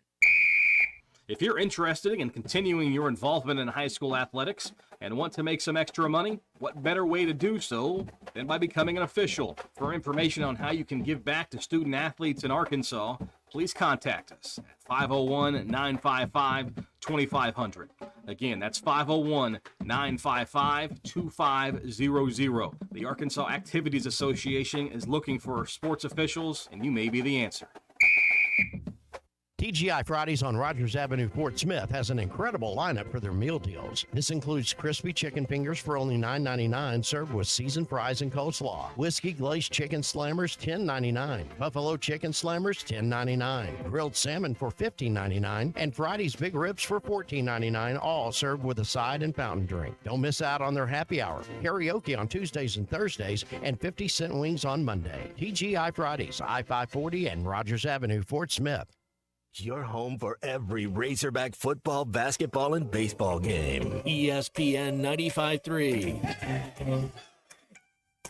You put the boom boom into my heart. You still my toes sky high when your loving starts. To the bug into my brain. Goes to bang, bang, bang till my feet do the same. Something's right, something's right. My best friend told me what to do last night. Let me see in my bed. I was dreaming, but I should have been with you instead. Wake me up before you go. Don't leave me hanging on like a yo-yo. Wake me up before you go. I don't want to miss it, get that. Wake me up before you go. I'm not planning on going solo. Wake me up before you go. Take you dancing tonight. Welcome back into Halftime Live from the Crabtree RV Studios. Crabtree RV Center in Alma, where we make your dreams come true. Oh, we're going to have fun tomorrow. Matt Jones and I will be at the 80th Annual Tankersley Food Show at the Fort Smith Convention Center. Just got some questions here. Would be, what are we eating tomorrow? And I guess the better question is, what aren't we eating tomorrow? This will be Matt Jones tomorrow at the Fort Smith Convention Center.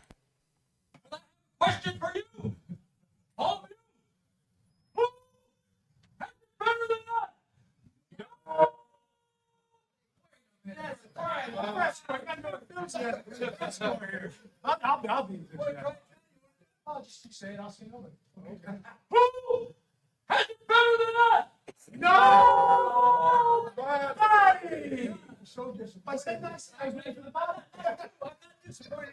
I mean, enough of Ozzy Osbourne or whatever. We need Jack Harbaugh on a reality show. I mean, it's like my dad hijacking any Facebook post of mine. Jack Harbaugh at the Ravens post-game press conference after Sunday night. Matt, that'll be you tomorrow. I guess they're all in on the Ravens now, huh? They get one win. Eddie Lacy dominates, and the Ravens are back. It's nice to have a catchphrase that you can just scream wherever it is you go, and everybody knows exactly who you are. I mean, that does connect Jack Harbaugh to the rest of the world now, right? Does anybody have it any better than us? Of course Stan Van Gundy. Well, you think he's got it the best? Dude, Stan's a G. Wow. What do you do when you get over 50? Get fat and move to Miami. And keep a microphone in front of your face, and people still want to hear what you have to say. Killer mustache. Great mustache. Great hair, too. Great handles, too. Got a little handle game on him. Can dribble a little bit. Did you mean love handles, or did you mean actually like handle on a basketball? Class is permanent. It's probably both. It's kind of difficult to have the love handles and the handle on the basketball at the same time. They usually don't go together. Maybe for Stan Van Gundy it does. For Jack Harbaugh, I don't know if it does or not. Coming into hour number 3 of Halftime in just a moment, Bill King from Nashville Sports Radio will be joining us. We're going to take a look also at the 19 undefeated teams remaining in Division I college football. There are 4 teams who haven't trailed this year. Arkansas is facing one of them on Saturday. Remember, if you're craving something sweet and delicious for football Saturdays, get over to Andy's Frozen Custard at their Rogers Avenue location in Fort Smith, East Oak Street and Dave Ward Drive in Conway, or JFK Boulevard in North Little Rock. And make sure you take home a Pick 6. Mix and match 6 of your favorite flavors for the perfect game time treat at Andy's Frozen Custard, Rogers Avenue, Fort Smith, 2 locations in Conway and JFK Boulevard, North Little Rock. Always ready to serve you. Walk up or drive through Andy's Frozen Custard. Back into our 3rd hour of Halftime right after the top of the hour break.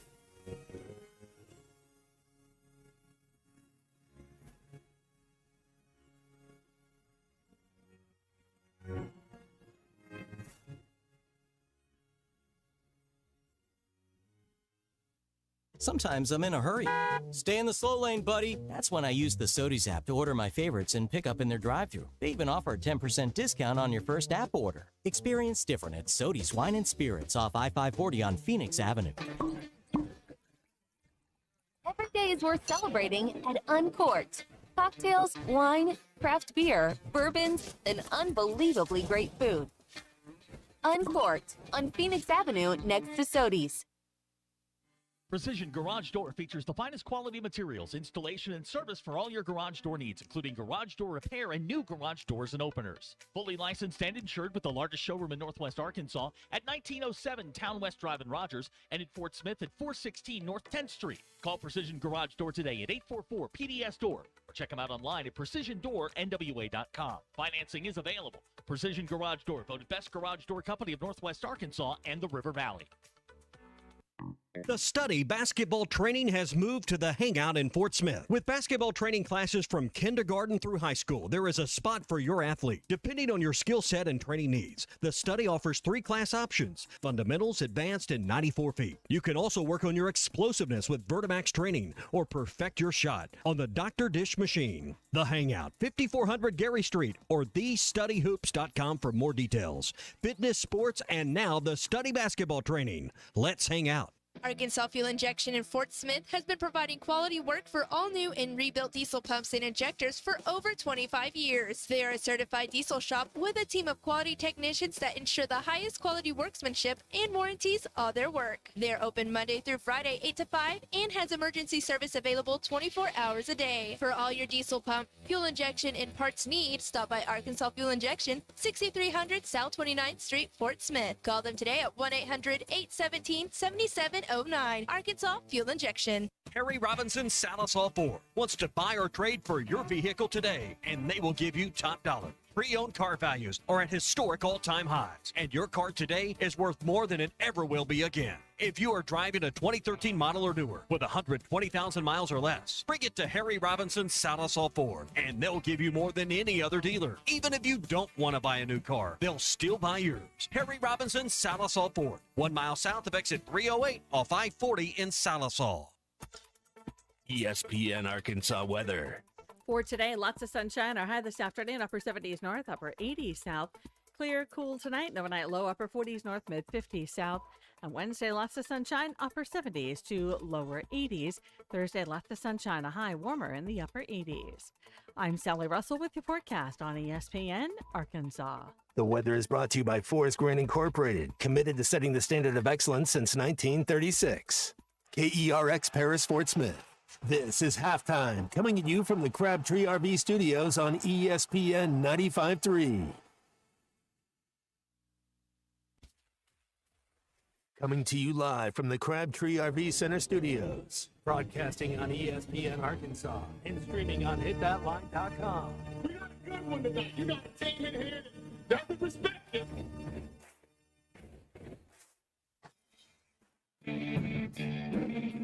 Smith, I'm all right. Joaquin State dominate. You're going to go get one and celebrate on somebody else's field.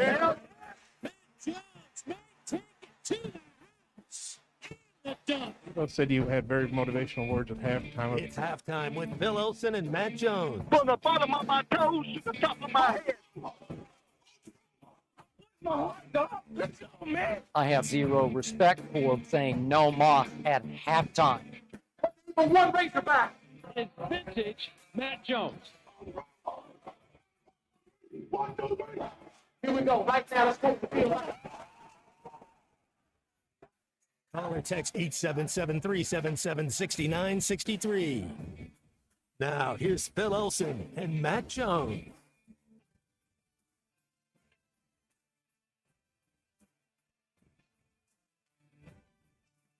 Back for our third hour on halftime. Phil Elson, Matt Jones, Colton Little producing now at our ESPN Arkansas headquarters. We'll be talking with Bill King shortly from Nashville Sports Radio, seeing what's going on around college football. One thing I won't bring up with Bill, I think we have mentioned it a couple times on the show with him before. He doesn't like Chris Fowler at all. He's had a thing for Fowler for a long, long time. And Fowler, of course, will be on the call at Razorback Stadium this Saturday for Arkansas and Tennessee, along with Kirk Herbstreit and Holly Rowe. I guess Kirk's dog will be on hand as well. There's really not a lot of room in the broadcast booths at Razorback Stadium, so I'm not exactly sure where the dog's going to sit, where he's going to watch the game from. There's a little balcony maybe he could sit on, but I don't think he likes being away from Kirk for all that much. Does that mean I can bring some cats to the stadium too on Saturday? I don't think anybody would appreciate that. Absolutely. Yeah, I want to find out if he thinks Miami's for real, if BYU's for real, and then, up and coming Rhett Lashley. Is he on the move? SMU making a conference change from last year to this year, and are they sustainable? Should you be buying into SMU going forward? Miami's one of 3 undefeated teams out of the ACC. And I really do. I think if Arkansas would have beaten the Aggies on Saturday, I think you'd had game day.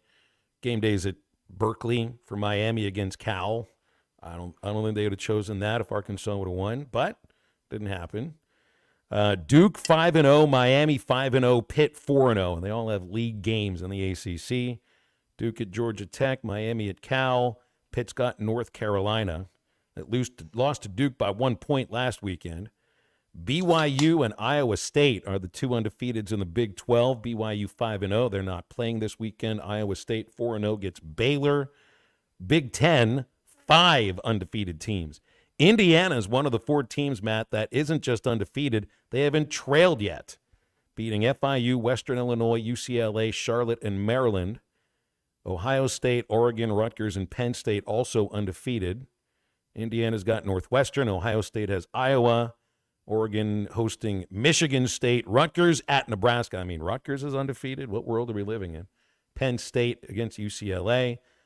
Texas, Bama, Mizzou, and Tennessee are the undefeateds in the SEC. And then you have 5 group of 5 schools. Army, Navy, Liberty, UNLV, James Madison. 131 FBS playing schools. 19 are undefeated, 4 haven't trailed. Well, UNLV got them a new quarterback, so maybe he fits on the pay scale. I didn't get a chance to watch him play. Maybe Bill King did. I wonder if UNLV could be one of those teams that wouldn't that be crazy if they made it to the playoff 12? Well, I tell you, everybody's rooting for him now. Absolutely. Everybody's rooting for UNLV now. It's got to be everyone's favorite team. They get Syracuse this weekend, Friday night. I think there'll be a lot of people watching. Friday night, FS1, there's only usually 3 Friday night games in college football. Syracuse, Utah State, Oregon State, Boise, Hawaii, San Diego State, San Jose State, Nevada for UNLV. And I'll admit, I am not all brushed up on my Mountain West, but it would look like their game against Boise State would be the toughest one left. Haj Malik Williams is the name of the new quarterback for UNLV, Matt.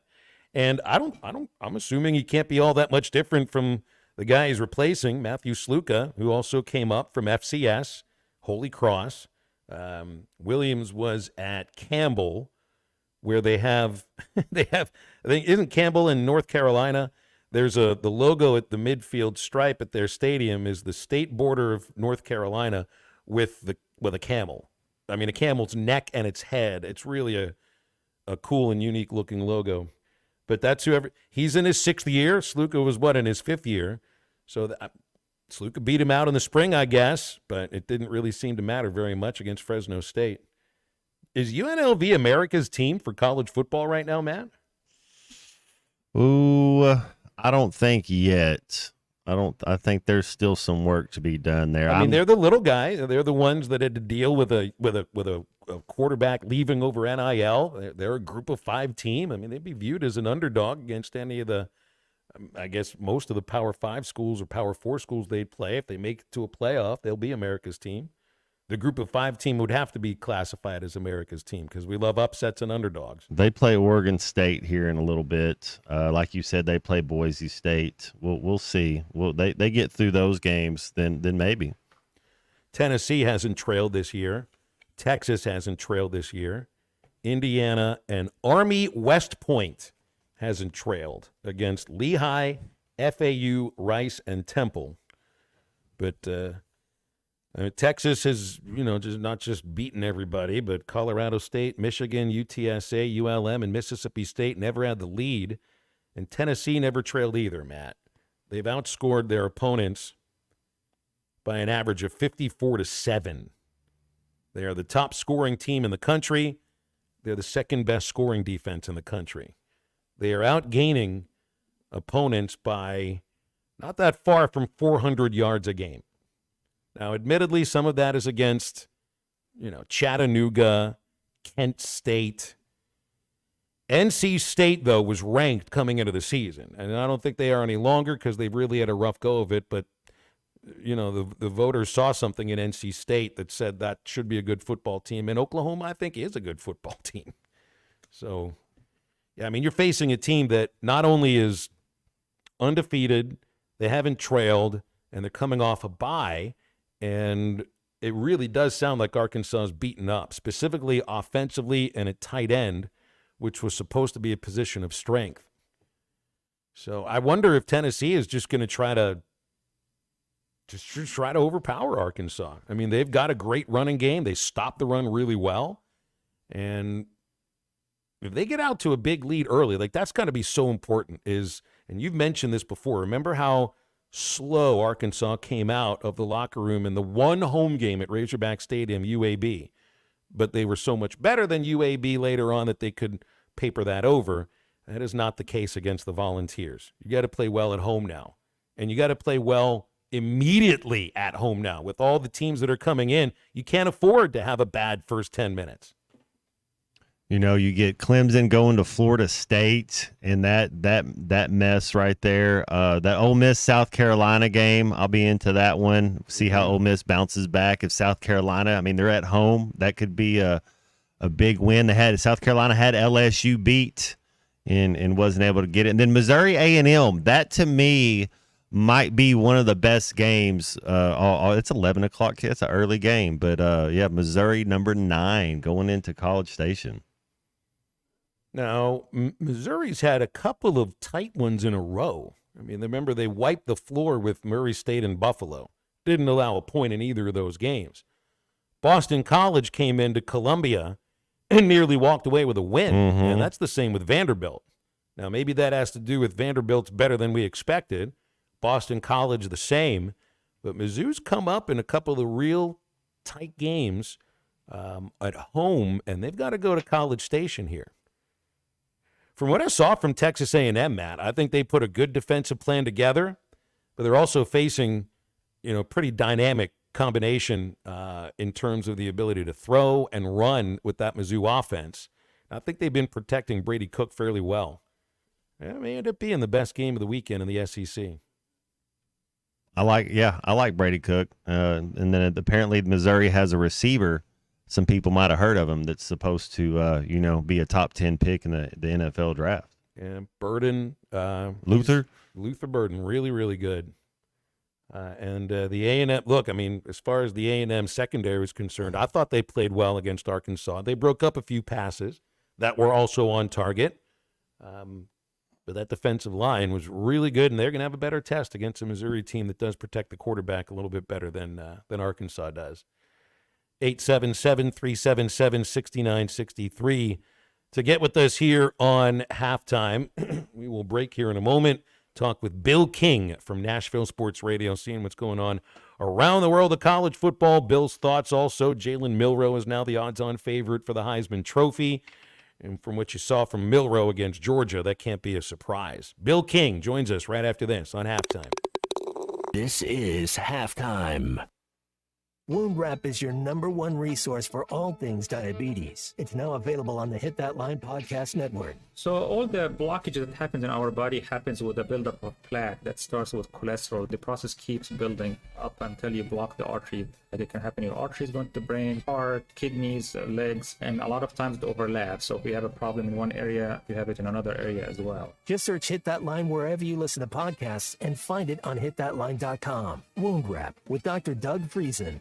Valley Family Dental, formerly known as Riley Farm Dental, at the entrance to Riley Farms, provides every type of dental care and procedure for you and your family. Dr. Sparkman, Farmer, and now Dr. Blaine Van Nice work to give all of their patients better lives with a better smile. Valley Family Dental, now offering same-day crown service. Mention you heard this ad on ESPN Radio at your next appointment and receive a free bleaching kit or $100 off in-office accelerated whitening. Call 226-3500 for an appointment or visit valleyfamilydentalpractice.com. With everyday low prices on top brands, locally owned Jaeger's Ace Hardware is committed to offering real service with real savings. Get these red-hot buys at any of our 4 locations. 5-gallon fruit trees, oak, and maple trees, only $26.97. That's a savings of $9 per tree. Get a DeWalt 20-volt max brushed compact drill and impact driver kit with 2 batteries, carrying case, and bonus bit set for only $159 with your Ace Rewards card. Find more everyday low prices online at JagersHardware.com. Looking for a healthcare provider that truly listens to you? At Elite Wellness and Aesthetics, their team of nurse practitioners offer personalized healthcare with their in-house labs. Get fast results. Elite Wellness goes beyond just treating symptoms. Their holistic approach addresses the root causes of your well-being. Whether it's preventative care, illness, or exploring natural treatments, your health journey begins with Elite Wellness and Aesthetics. Call 479-242-9355 for your appointment or visit FortSmithElite.com. Elite Wellness and Aesthetics, getting to know you inside and out. Why do people love Shamrock Liquor Warehouse? Simple. They've got it all. 70 years in business, 15,000 square feet of choices. They buy in volume so you can save. What else? How about the largest selection of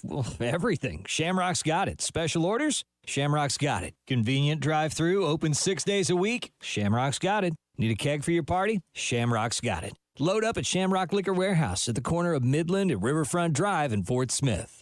Looking to protect yourself and your family this flu season? Law's Drug Store at 6802 Rogers Avenue offers the latest vaccines for adults and seniors in both COVID-19 and the flu. Law's Drug Store has friendly pharmacists ready to assist you with no appointment necessary. Call 452-6116. It's quick, it's easy, and in most cases, free with your insurance. Law's Drug Store, 6802 Rogers Avenue behind Outback Steakhouse. Open 6 days a week to care for you and your family. Whether it's torque, horsepower, or just extreme work, diesel trucks do their job. But when your diesel truck needs maintenance or repair, it's time to head to Extreme Diesel. Everything from standard maintenance to extreme repairs, including injector testing. Extreme Diesel delivers. They have the tools and service for your Cummins, Duramax, or Power Stroke. You trust your truck to deliver on your needs, and you can trust your truck at Extreme Diesel. 6630 Alma Highway between Van Buren and Alma. Check them out on Facebook or give them a call at 651-3363. They're bilingual, now offering CP4 solutions for both Chevy and Ford. Before you buy that next car or truck, stop by Broadway Motors in Van Buren. The best of the best for 2 straight years. Michael and his team offer the best prices on the best quality pre-owned vehicles in the River Valley. They invite you to stop by and check it out for yourself. Or if you prefer to check out their inventory online or even do your financing online. Michael has built his reputation as a husband, father, and owner-operator since 2006. Broadway Motors, 806 Broadway in Van Buren, or online at BroadwayMotorsAR.com. Your home for every Razorback football, basketball, and baseball game. ESPN 95.3.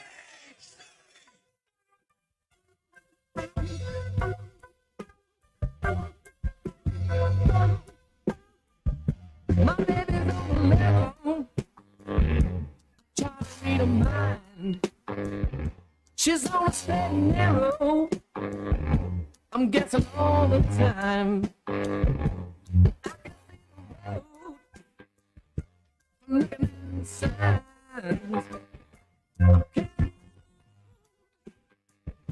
And stepping out of line. You're listening to Halftime with Phil Elson and Matt Jones. Want to jump in the conversation? Call or text 877-377-6963. Now, here's Phil Elson and Matt Jones. On our hotline right now is Bill King, our guest on Tuesdays right about this time of the day, the king of college football talk, hosting on WNSR, Nashville Sports Radio 6 to 9, Monday through Friday. Bill, good afternoon. How are you today? Hey, guys, a little depressed. I'm a little down. I'll tell you why. I looked up and it's week 6. I do not like how fast this is going. I'm not dealing with it. Well, my favorite month is October. It's baseball playoffs, NFL and college football seasons really start to take shape. I mean, now you're going to start to see all the best games. I guess that would be after Alabama, Georgia, because I'm not sure if there's a better game played than that one. There's not going to be a better game played than that one. Not with dude on dude. And not that it was perfect. Carson Beck threw 3 picks. And obviously, Alabama didn't get a whole lot done until later on in the second half, but they had such a big cushion. They were able to pull it out. But no, I don't think a game that is that hyped typically won't live up to what we expect. That one did. It did. And Milroe was amazing. I wasn't able to watch it. I was driving back from Arlington from the A&M game. I listened to about the entire Alabama radio broadcast. Milroe's amazing. He's now the front runner, it looks like, for Heisman Trophy. He's improved. He's not just a runner right now. But this 17-year-old receiver, Williams, Ryan Williams, man, the last touchdown, it's one of the most amazing touchdowns I've seen scored, considering the situation. It was one play. He makes a couple of defensive backs bang into each other, and he's only 17. Like, what a great find.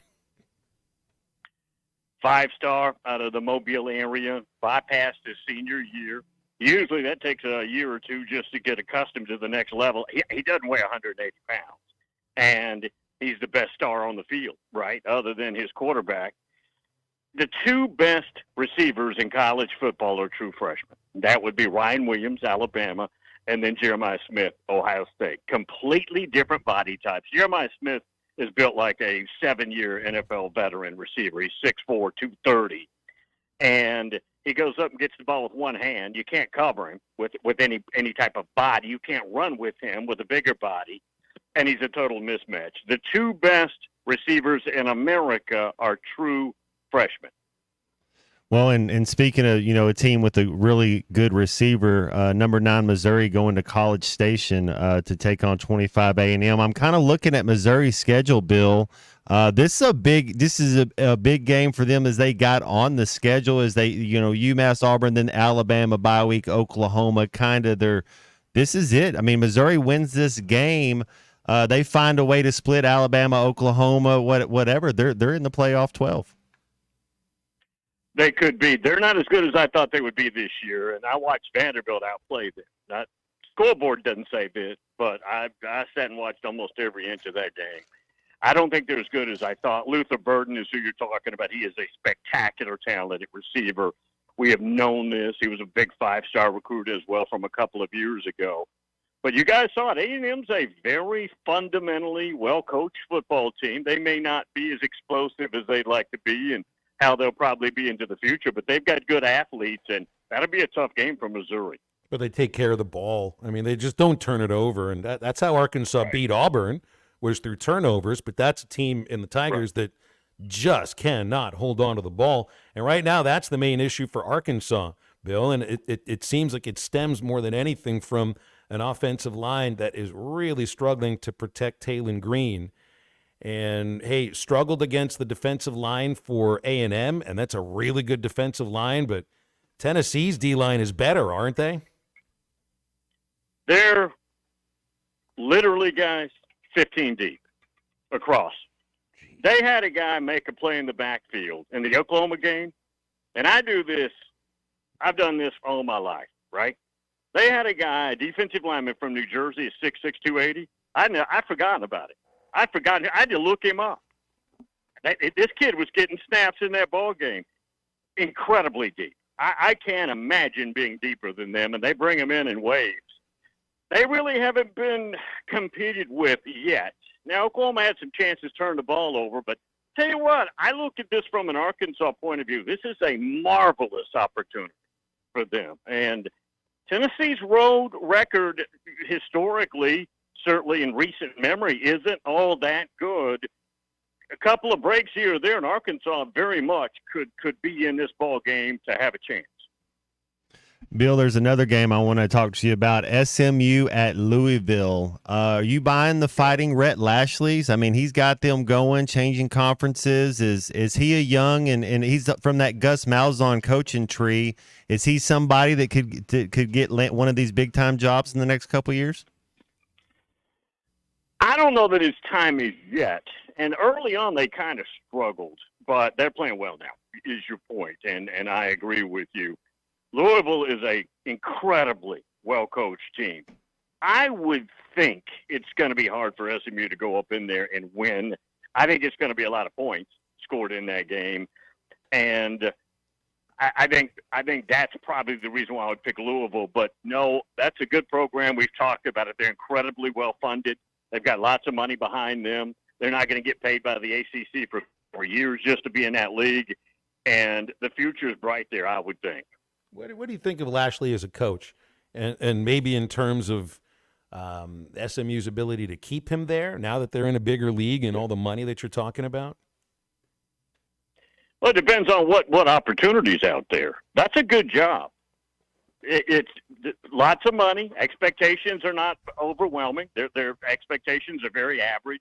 You can do better than expectations there. And again, you've got resources all around you. Now, guys, I'm with you. If he keeps winning, he's going to get bought out of there, and he'll end up at a better brand. I totally agree with you on that one. But that's a good gig, and I don't know what jobs are going to open that fit his criteria right now. Florida's going to open. I doubt that's who they're looking at, if indeed that does open, which we think it will. And I don't know if Arkansas has to start looking. I don't know if they get much further past than Barry Odom. Yeah, they got it going on out there. What do you make of this situation with the quarterback leaving and the other quarterback stepping up? So that quarterback that left, is he done for the year? And is this sustainable from UNLV? You got them going 10-2 maybe this year? They could be the number 12 seed and representing a league champion. Absolutely. Matt Sluka, I think, got some bad advice. A transfer from Holy Cross, did a good job there. Playing well early on, more of a runner than a passer, has an agent who's not registered. They kept pushing him for more money. Maybe promises were made from an assistant. Barry Odom basically acts like he didn't know that was going on. And it was just a significant miscalculation. Now, will he get an opportunity, Matt Sluka, to go to another school and get paid reasonably? Maybe. But he's not a big-time prospect or anything. I mean, you're not knocking his door down. Texas is off this week, and maybe I could have brought it up next week when they get the Red River rivalry, but they're one of the 4 teams in the country that hasn't trailed at all this year. Tennessee's another, Indiana and Army West Point are the other 2. But after this bye, I mean, they get Oklahoma in the Red River rivalry, and I know Oklahoma might not be a great offensive team right now, but I think that rivalry just sort of equalizes the team sometimes. It certainly did last year. And then it's the next game of the year in Austin against Georgia. How do you think Texas does in these next 2 games? They win the Red River rivalry, and then Georgia comes to town, and I think Georgia found out their roster capabilities in the second half of that Alabama game. Now, Alabama had a big lead, so we could attribute some of that to them being comfortable at the moment. But Georgia found verticality in their offense, which had been a question mark. And Georgia has every bit as many dudes, if not more dudes, than Texas. So Texas, I mean, could go 2-0, but I don't know. It's going to be hard for somebody else to beat Georgia. Well, a team that it hasn't been hard to beat is Florida State, and if we don't need to talk about them anymore, we don't have to, Bill. But can they upset Clemson? Is it Clemson, Miami, kind of the winner of one of those two teams that probably representing the ACC in the playoff 12? What does Florida State? They're not going to win 6 this year, are they? No. It's been a complete collapse, miscalculation of the portal. Last year it all worked out. This year it's not working out. Quarterback situation is a huge mess. I think Clemson right now, admitting this is a moving target, this is fluid, but I think Clemson is the best team in the league right now. If they had to play Miami today in Council Bluffs, I think they'd beat Miami, and I think they'd beat them solidly. I like Clemson. They're a 2 touchdown favorite. Clemson would have to exhibit a personality that I've yet to see in them this year for Florida State to have a chance to win that ball game. Bill, how's it going in your part of Tennessee? I know that East Tennessee has just been ravaged by the floods from the hurricane. Of course, North Carolina, Virginia, South Carolina, Georgia, Florida, all hit very hard. But how close are you to the floods? Probably 4 hours. Middle Tennessee is Nashville, and you get to East Tennessee with elevation. Then you get to the North Carolina border where there's Asheville and all that. That's where it's just devastating. We got some rain, but nothing more than a rain that you could get any time of year. But it is absolute catastrophic about 4 hours and beyond to the east, beyond description. It's been terrible seeing the photos of it. I know Nashville and you're part of the state have also been hit by floods previously, but I'm glad to know that it's okay, at least by you. I'm assuming you had to bring up Pete Rose today. I know you guys don't talk too much Major League Baseball, but I mean, there's legends and there's icons, and then there's the complexity of the Pete Rose story. And I wonder, I mean, where you fall in on not the debate of where he belongs in the Hall of Fame and all of that, but what did Pete Rose mean to you? He was in Nashville basically on the eve of his death. He was here in town. His most recent pictures are right here in Nashville with some of his former teammates. Guys, when I was a child, 7 years old, 6, my parents took me and my brothers to Atlanta, early 70s, to watch the Big Red Machine and the Braves. Pete Rose, Dave Concepcion, George Foster. I'm leaving some people out. Obviously, Hank Aaron. And I had no concept of what I was watching. I'm watching these guys short toss, like 10U Little League games, right, where you're short tossing to get warm before the game, right there on the railing. And just incredible. I mean, incredible. I don't know if anybody had more spirit and heart in what they did playing any game, than Pete Rose. Mm-hmm. I think that's very well put. And a good place to leave it for now. Bill, always appreciate you hopping on with us on these Tuesdays. Thanks for your time. Thanks, guys. Thanks, appreciate Bill. It. Bill King, he hosts 6 to 9, Monday through Friday, WNSR, Nashville Sports Radio, and we appreciate his time on these Tuesdays on Halftime. All right, we're into the home stretch. You can call us, you can text us, you can even give us a very short Ric Flair woo. 877-377-6963. Halftime is right back. Oh, come on, guys. It's so simple. Maybe you need a refresher course. It's all ball bearings nowadays. This is Halftime. You can now download our new app in the iTunes or Google Play Store. Listen anytime and anywhere on your favorite mobile device. Just search Hit That Line now. Bet Saracen is Arkansas's #1 mobile app for placing sports wagers. There's big news in the mobile sports betting business. Bet Saracen was just named the 15th largest sports book in America. That's because Arkansans like to do business with a winner. Find all your winners on Bet Saracen. Download it today and look for my RR prop bet specials. I pick them, you win them. Bet Saracen is Arkansas's favorite sports wagering app. Gambling problem? Call 800-522-4700. Summer's winding down, but the savings are just getting started. Dive into the end-of-season sale at Burton Pools and Spas, where owning a pool is more affordable than ever. For a limited time, save up to $14,000 on fiberglass pools. And the first 10 customers who purchase an Aqua Creek pool with a premium vinyl finish receive a free hot tub. Hurry, sale ends October 8th. Visit our stores in Fort Smith, Springdale, or Greenland, and go to BurtonPools.com for more details. At Burton, we do more than build swimming pools. We build long-term relationships. You're listening to Halftime Live from the Crabtree RV Center studios. Crabtree RV Center, where RVing is life.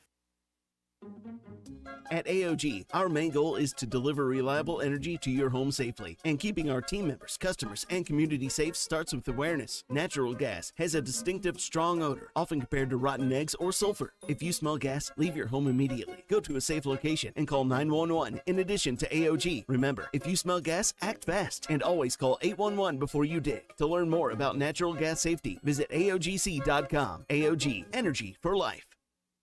The tires on your vehicle go round and round, but when they don't, go to Van Alma Tire. They have tires in their name. That's their specialty. Van Alma Tire is all about tires. They have all the name brands and private labels available for you and in stock. So when it comes to getting tires for your ride, it's worth the drive. And financing is available. Ask for details. Whatever your tire need, check out Van Alma Tires on Highway 64 between Van Buren and Alma. Ready to get you rolling on new tires at Van Alma Tire. The tailgating scene on a perfect fall day in the natural state. Calling the Hogs with 75,000 plus as the Razorbacks run through the A.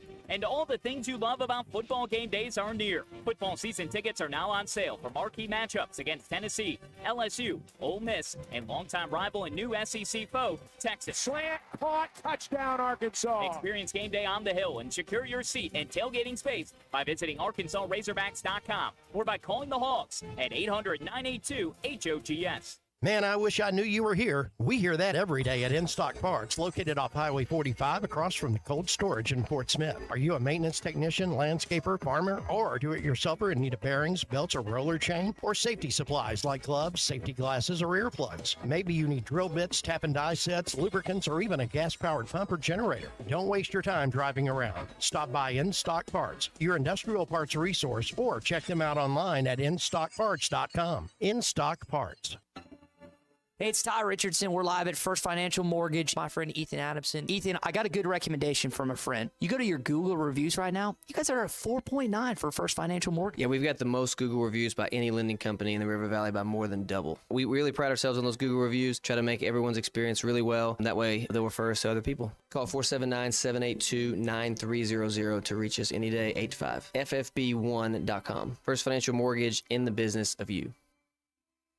Dozy Place has now been serving award-winning steaks for over 20 years. Celebrate your special birthday, holiday, person, or just because at Dozy Place. Start with delicious appetizers and your choice of drinks from the largest selection of wines, beer, and liquor in the River Valley. Dozy Place is open Tuesday through Thursday 5 till 9 and Friday and Saturday 5 till 10. Reservations are recommended, so call 784-9111. 784-9111 for Dozy Place, 422 North 3rd Street, Fort Smith. Your home for every Razorback football, basketball, and baseball game. ESPN 95.3.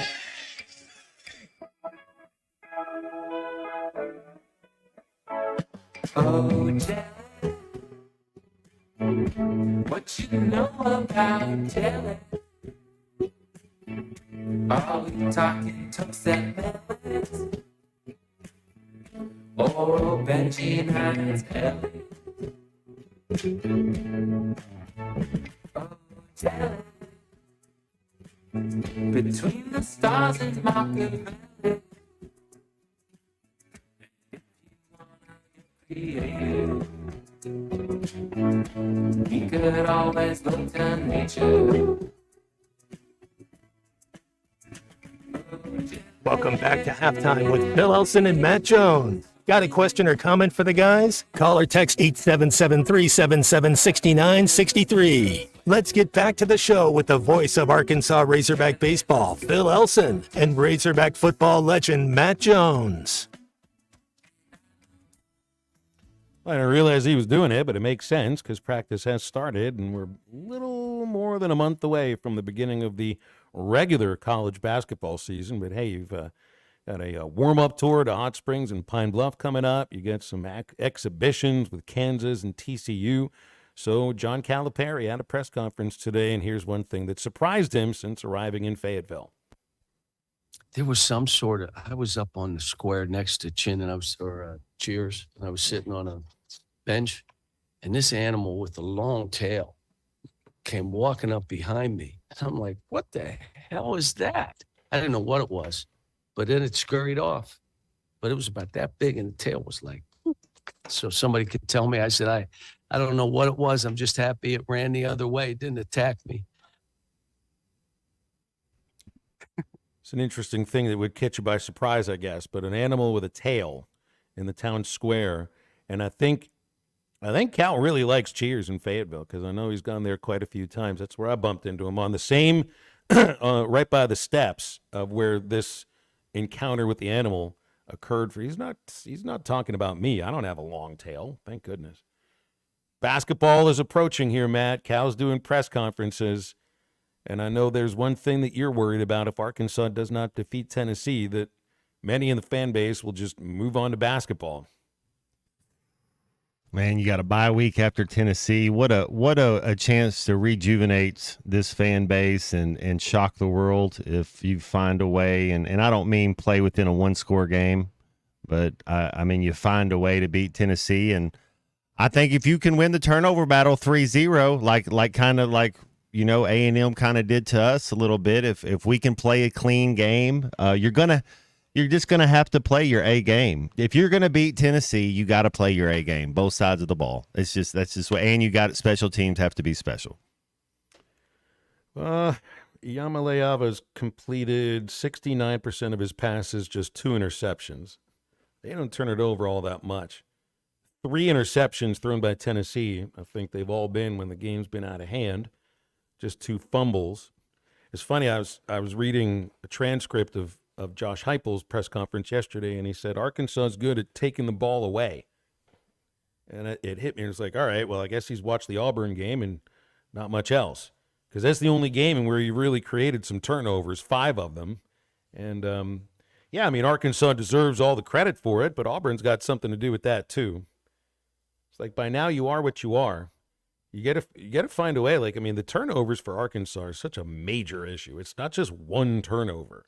It's multiple turnovers a game, and the spot on the field in which they happen as well.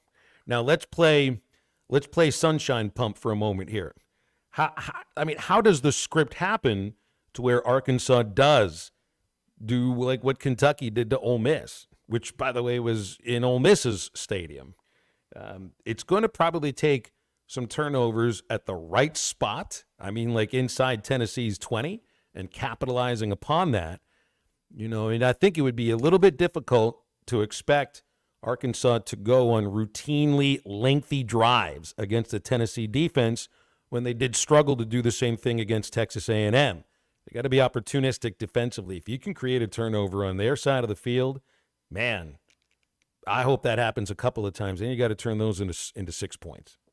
That's the other thing. Yeah, your defense can get a pick 6 somewhere in there, a little strip sack, fumble return, block a punt, block a field goal. There's somewhere out there you can get a little creative, do something like that. But you got to play a clean game. It starts with us too, as well. Tennessee's a great team, but it starts with the Razorbacks. You got to make the plays when they're out there, man. It's a big-time league, and they don't give you a lot of opportunities. And so when the opportunity arises, you got to take advantage of it. And we just haven't been doing that at the right time, especially on the offensive side. The more I think about it, the more I feel like a reason that Arkansas didn't count on the run as much as we thought they should or usually would against A&M was a lack of healthy running backs.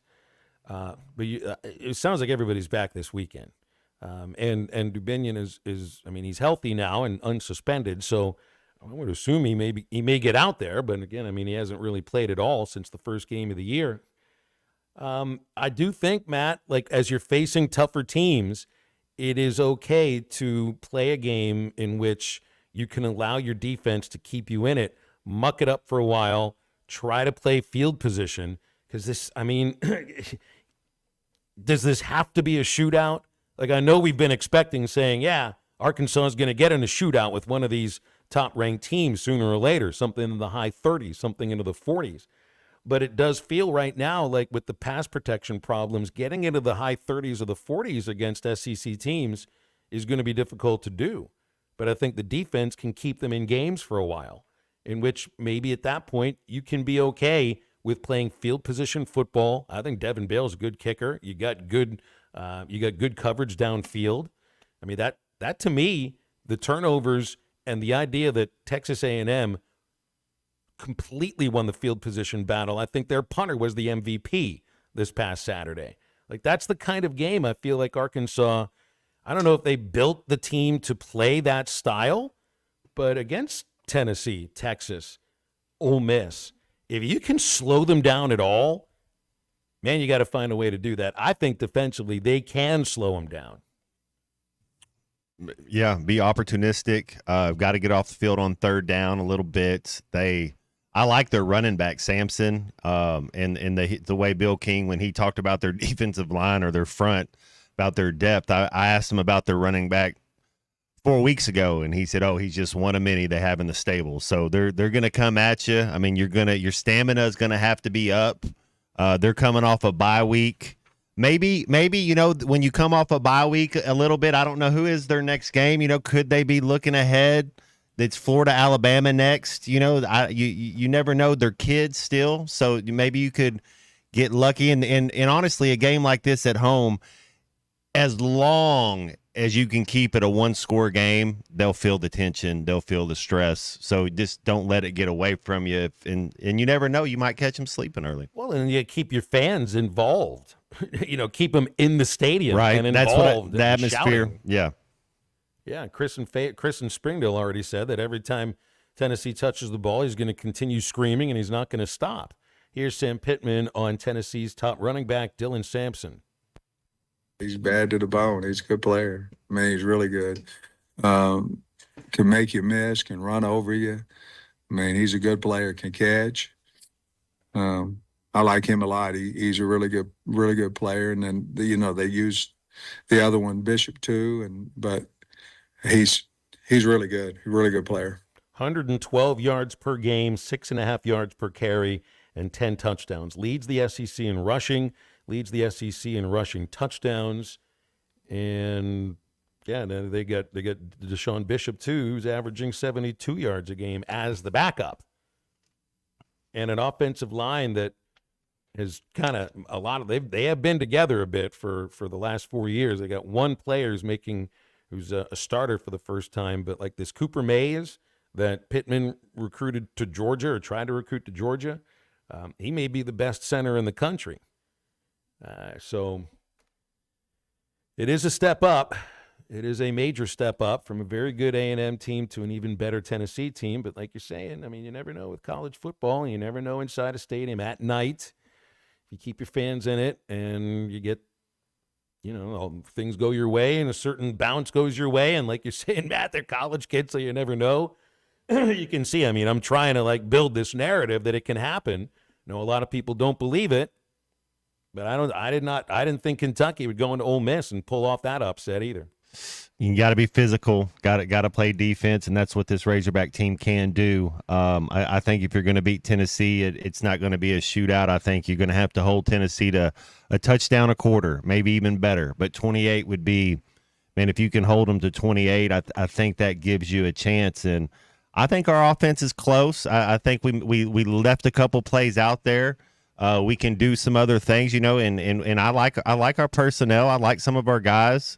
Love seeing Tesla get a little more involved, and maybe he's a big body guy that if your tight end game, you changing personnel that you can have him there. You would think Monty Harrison, but if he hasn't played by now, he's probably not going to get a shot. But maybe next year. But you think as a tight end, just a bigger body guy that you can flex him out or do some things where he's on linebackers because he is kind of built like a Jimmy Graham, like an H-back almost.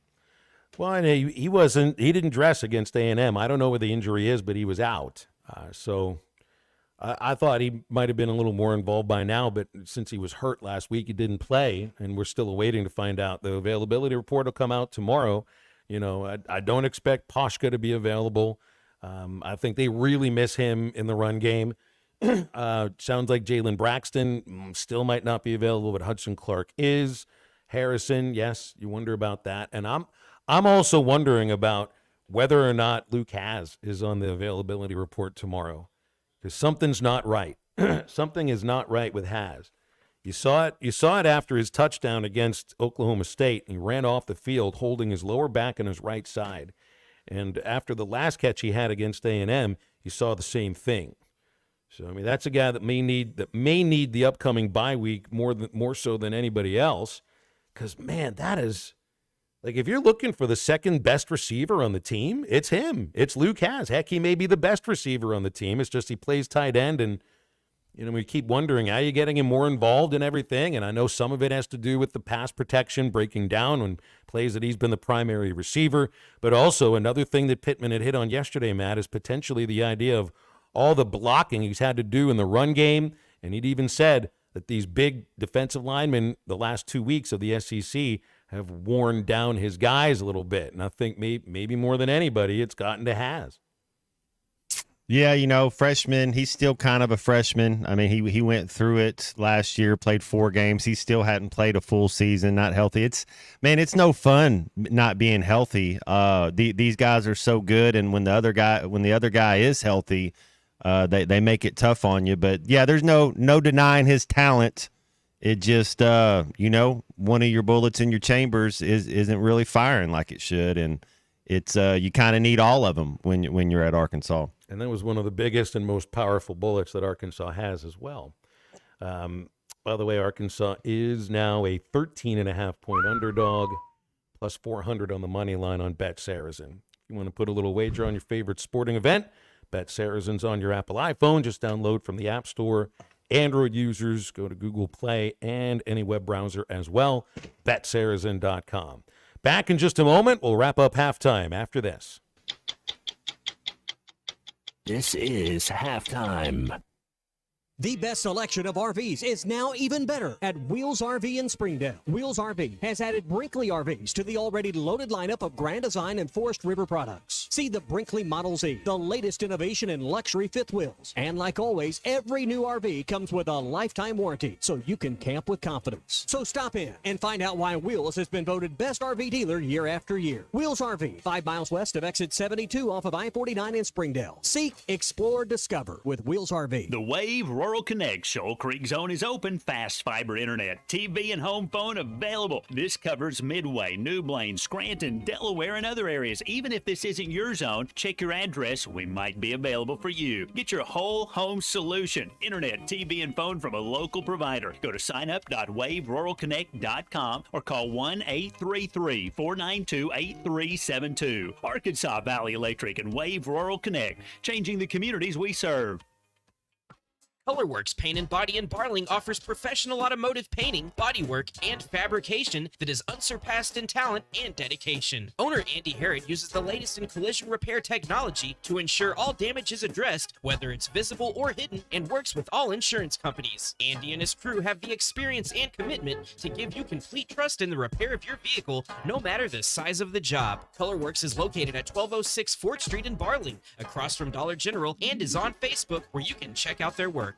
When you need legal help, turn to the law offices of Craig L. Cook. With over 40 years combined experience, the Cook Law Team works for you. If you've been injured in an auto accident, hurt on the job, a victim of nursing home negligence, or need help with bankruptcy, Social Security, wills, trusts, estates, or family law issues, Craig Cook will go to work for you. Call us today, 479-783-8000. The law offices of Craig L. Cook, with locations in Arkansas and Oklahoma. We work for working people. Arkansas Fuel Injection in Fort Smith has been providing quality work for all new and rebuilt diesel pumps and injectors for over 25 years. They are a certified diesel shop with a team of quality technicians that ensure the highest quality workmanship and warranties all their work. They're open Monday through Friday 8 to 5 and has emergency service available 24 hours a day. For all your diesel pump, fuel injection, and parts needs, stop by Arkansas Fuel Injection, 6300 South 29th Street, Fort Smith. Call them today at 1-800-817-7709. Arkansas Fuel Injection. It's that time of year again. The Greater Fort Smith Association of Home Builders Parade of Homes is right around the corner.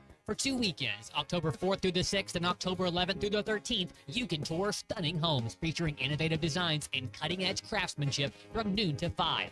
And don't miss anything going on later? Home. Open every day from noon to 5 for the whole parade.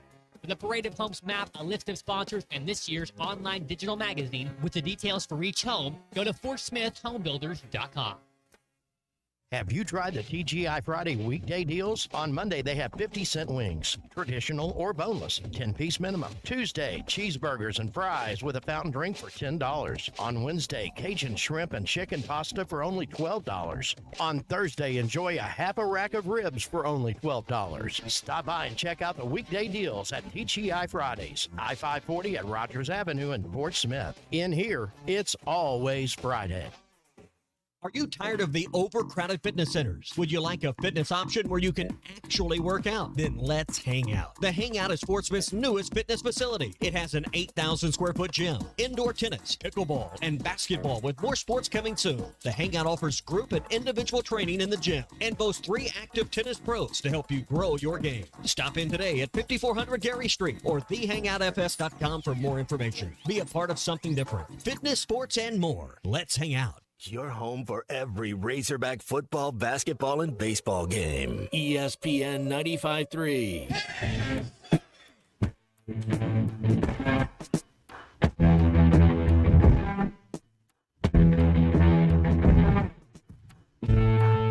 When it came to pass, glory passed me by. Fate with a single blow, it's custard pie me now. True, I had my chance. True, I had those wild shots for you. And my fire burned the mountains. You're listening to Halftime with Phil Elson and Matt Jones. Want to jump in the conversation? Call or text 877-377-6963. Now, here's Phil Elson and Matt Jones.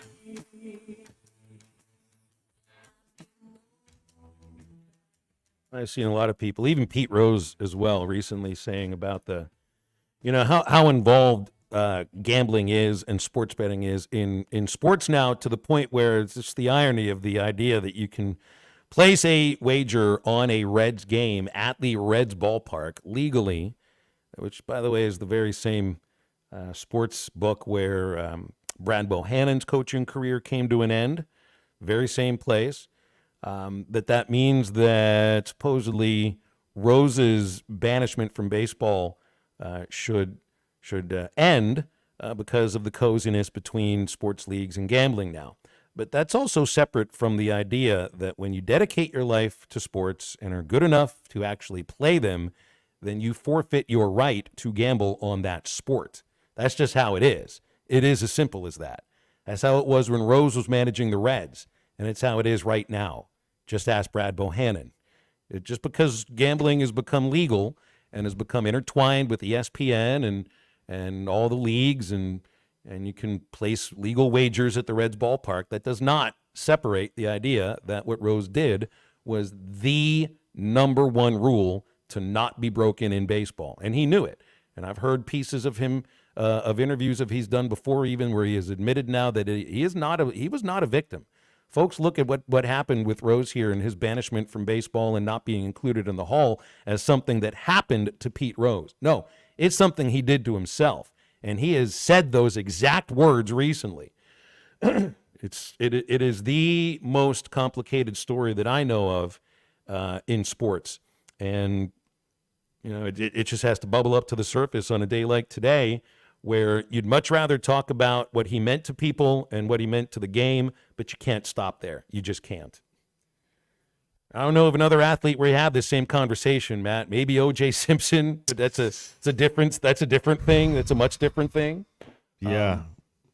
Man, he is, what is it, enigma? Is that the right word? Like, what is the, he's just, he's something, I don't know how to put it, because his talent, and then, you don't want to say, hey, it's the morality police, but I don't know. Yeah, I don't know how you we'll put it this way, Phil.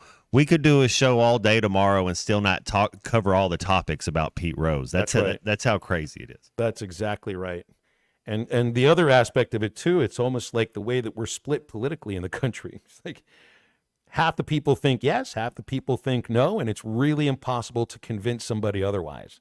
So it ends up, into a screaming contest that you're stupid if you feel differently about the way the other person feels, and it's just not the way to go at it. But it is worth also saying, again, this idea of now that he's dead, he can go into the Hall of Fame because it was a lifetime ban. It was not a lifetime ban. Look it up. The letter that he signed was for being placed on the permanently ineligible list. Permanent does not end at death. Permanent is forever. So you can't, the logic of now that he's dead, he goes into the Hall of Fame, it doesn't sit because it's not what they did. It was permanently ineligible. You got to be able to appreciate the difference between these two things. Maybe Lance Armstrong, you could put him in that group too? Yes. Yes, I think you would. I definitely. Do you put A-Rod in that group as well? Part of the thing with A-Rod is that a lot of folks felt like he was phony before all of that came out, right? Yeah, no, you're right. You're right.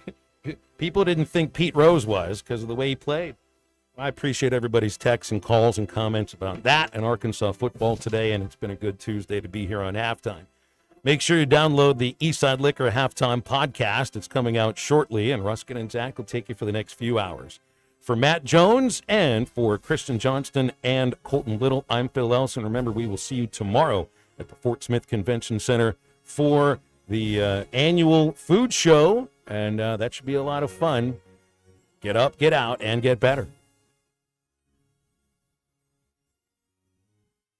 Tommy Kraft here. When it came time for new gates and some fence repairs at my home, the Fence Man was my first call. The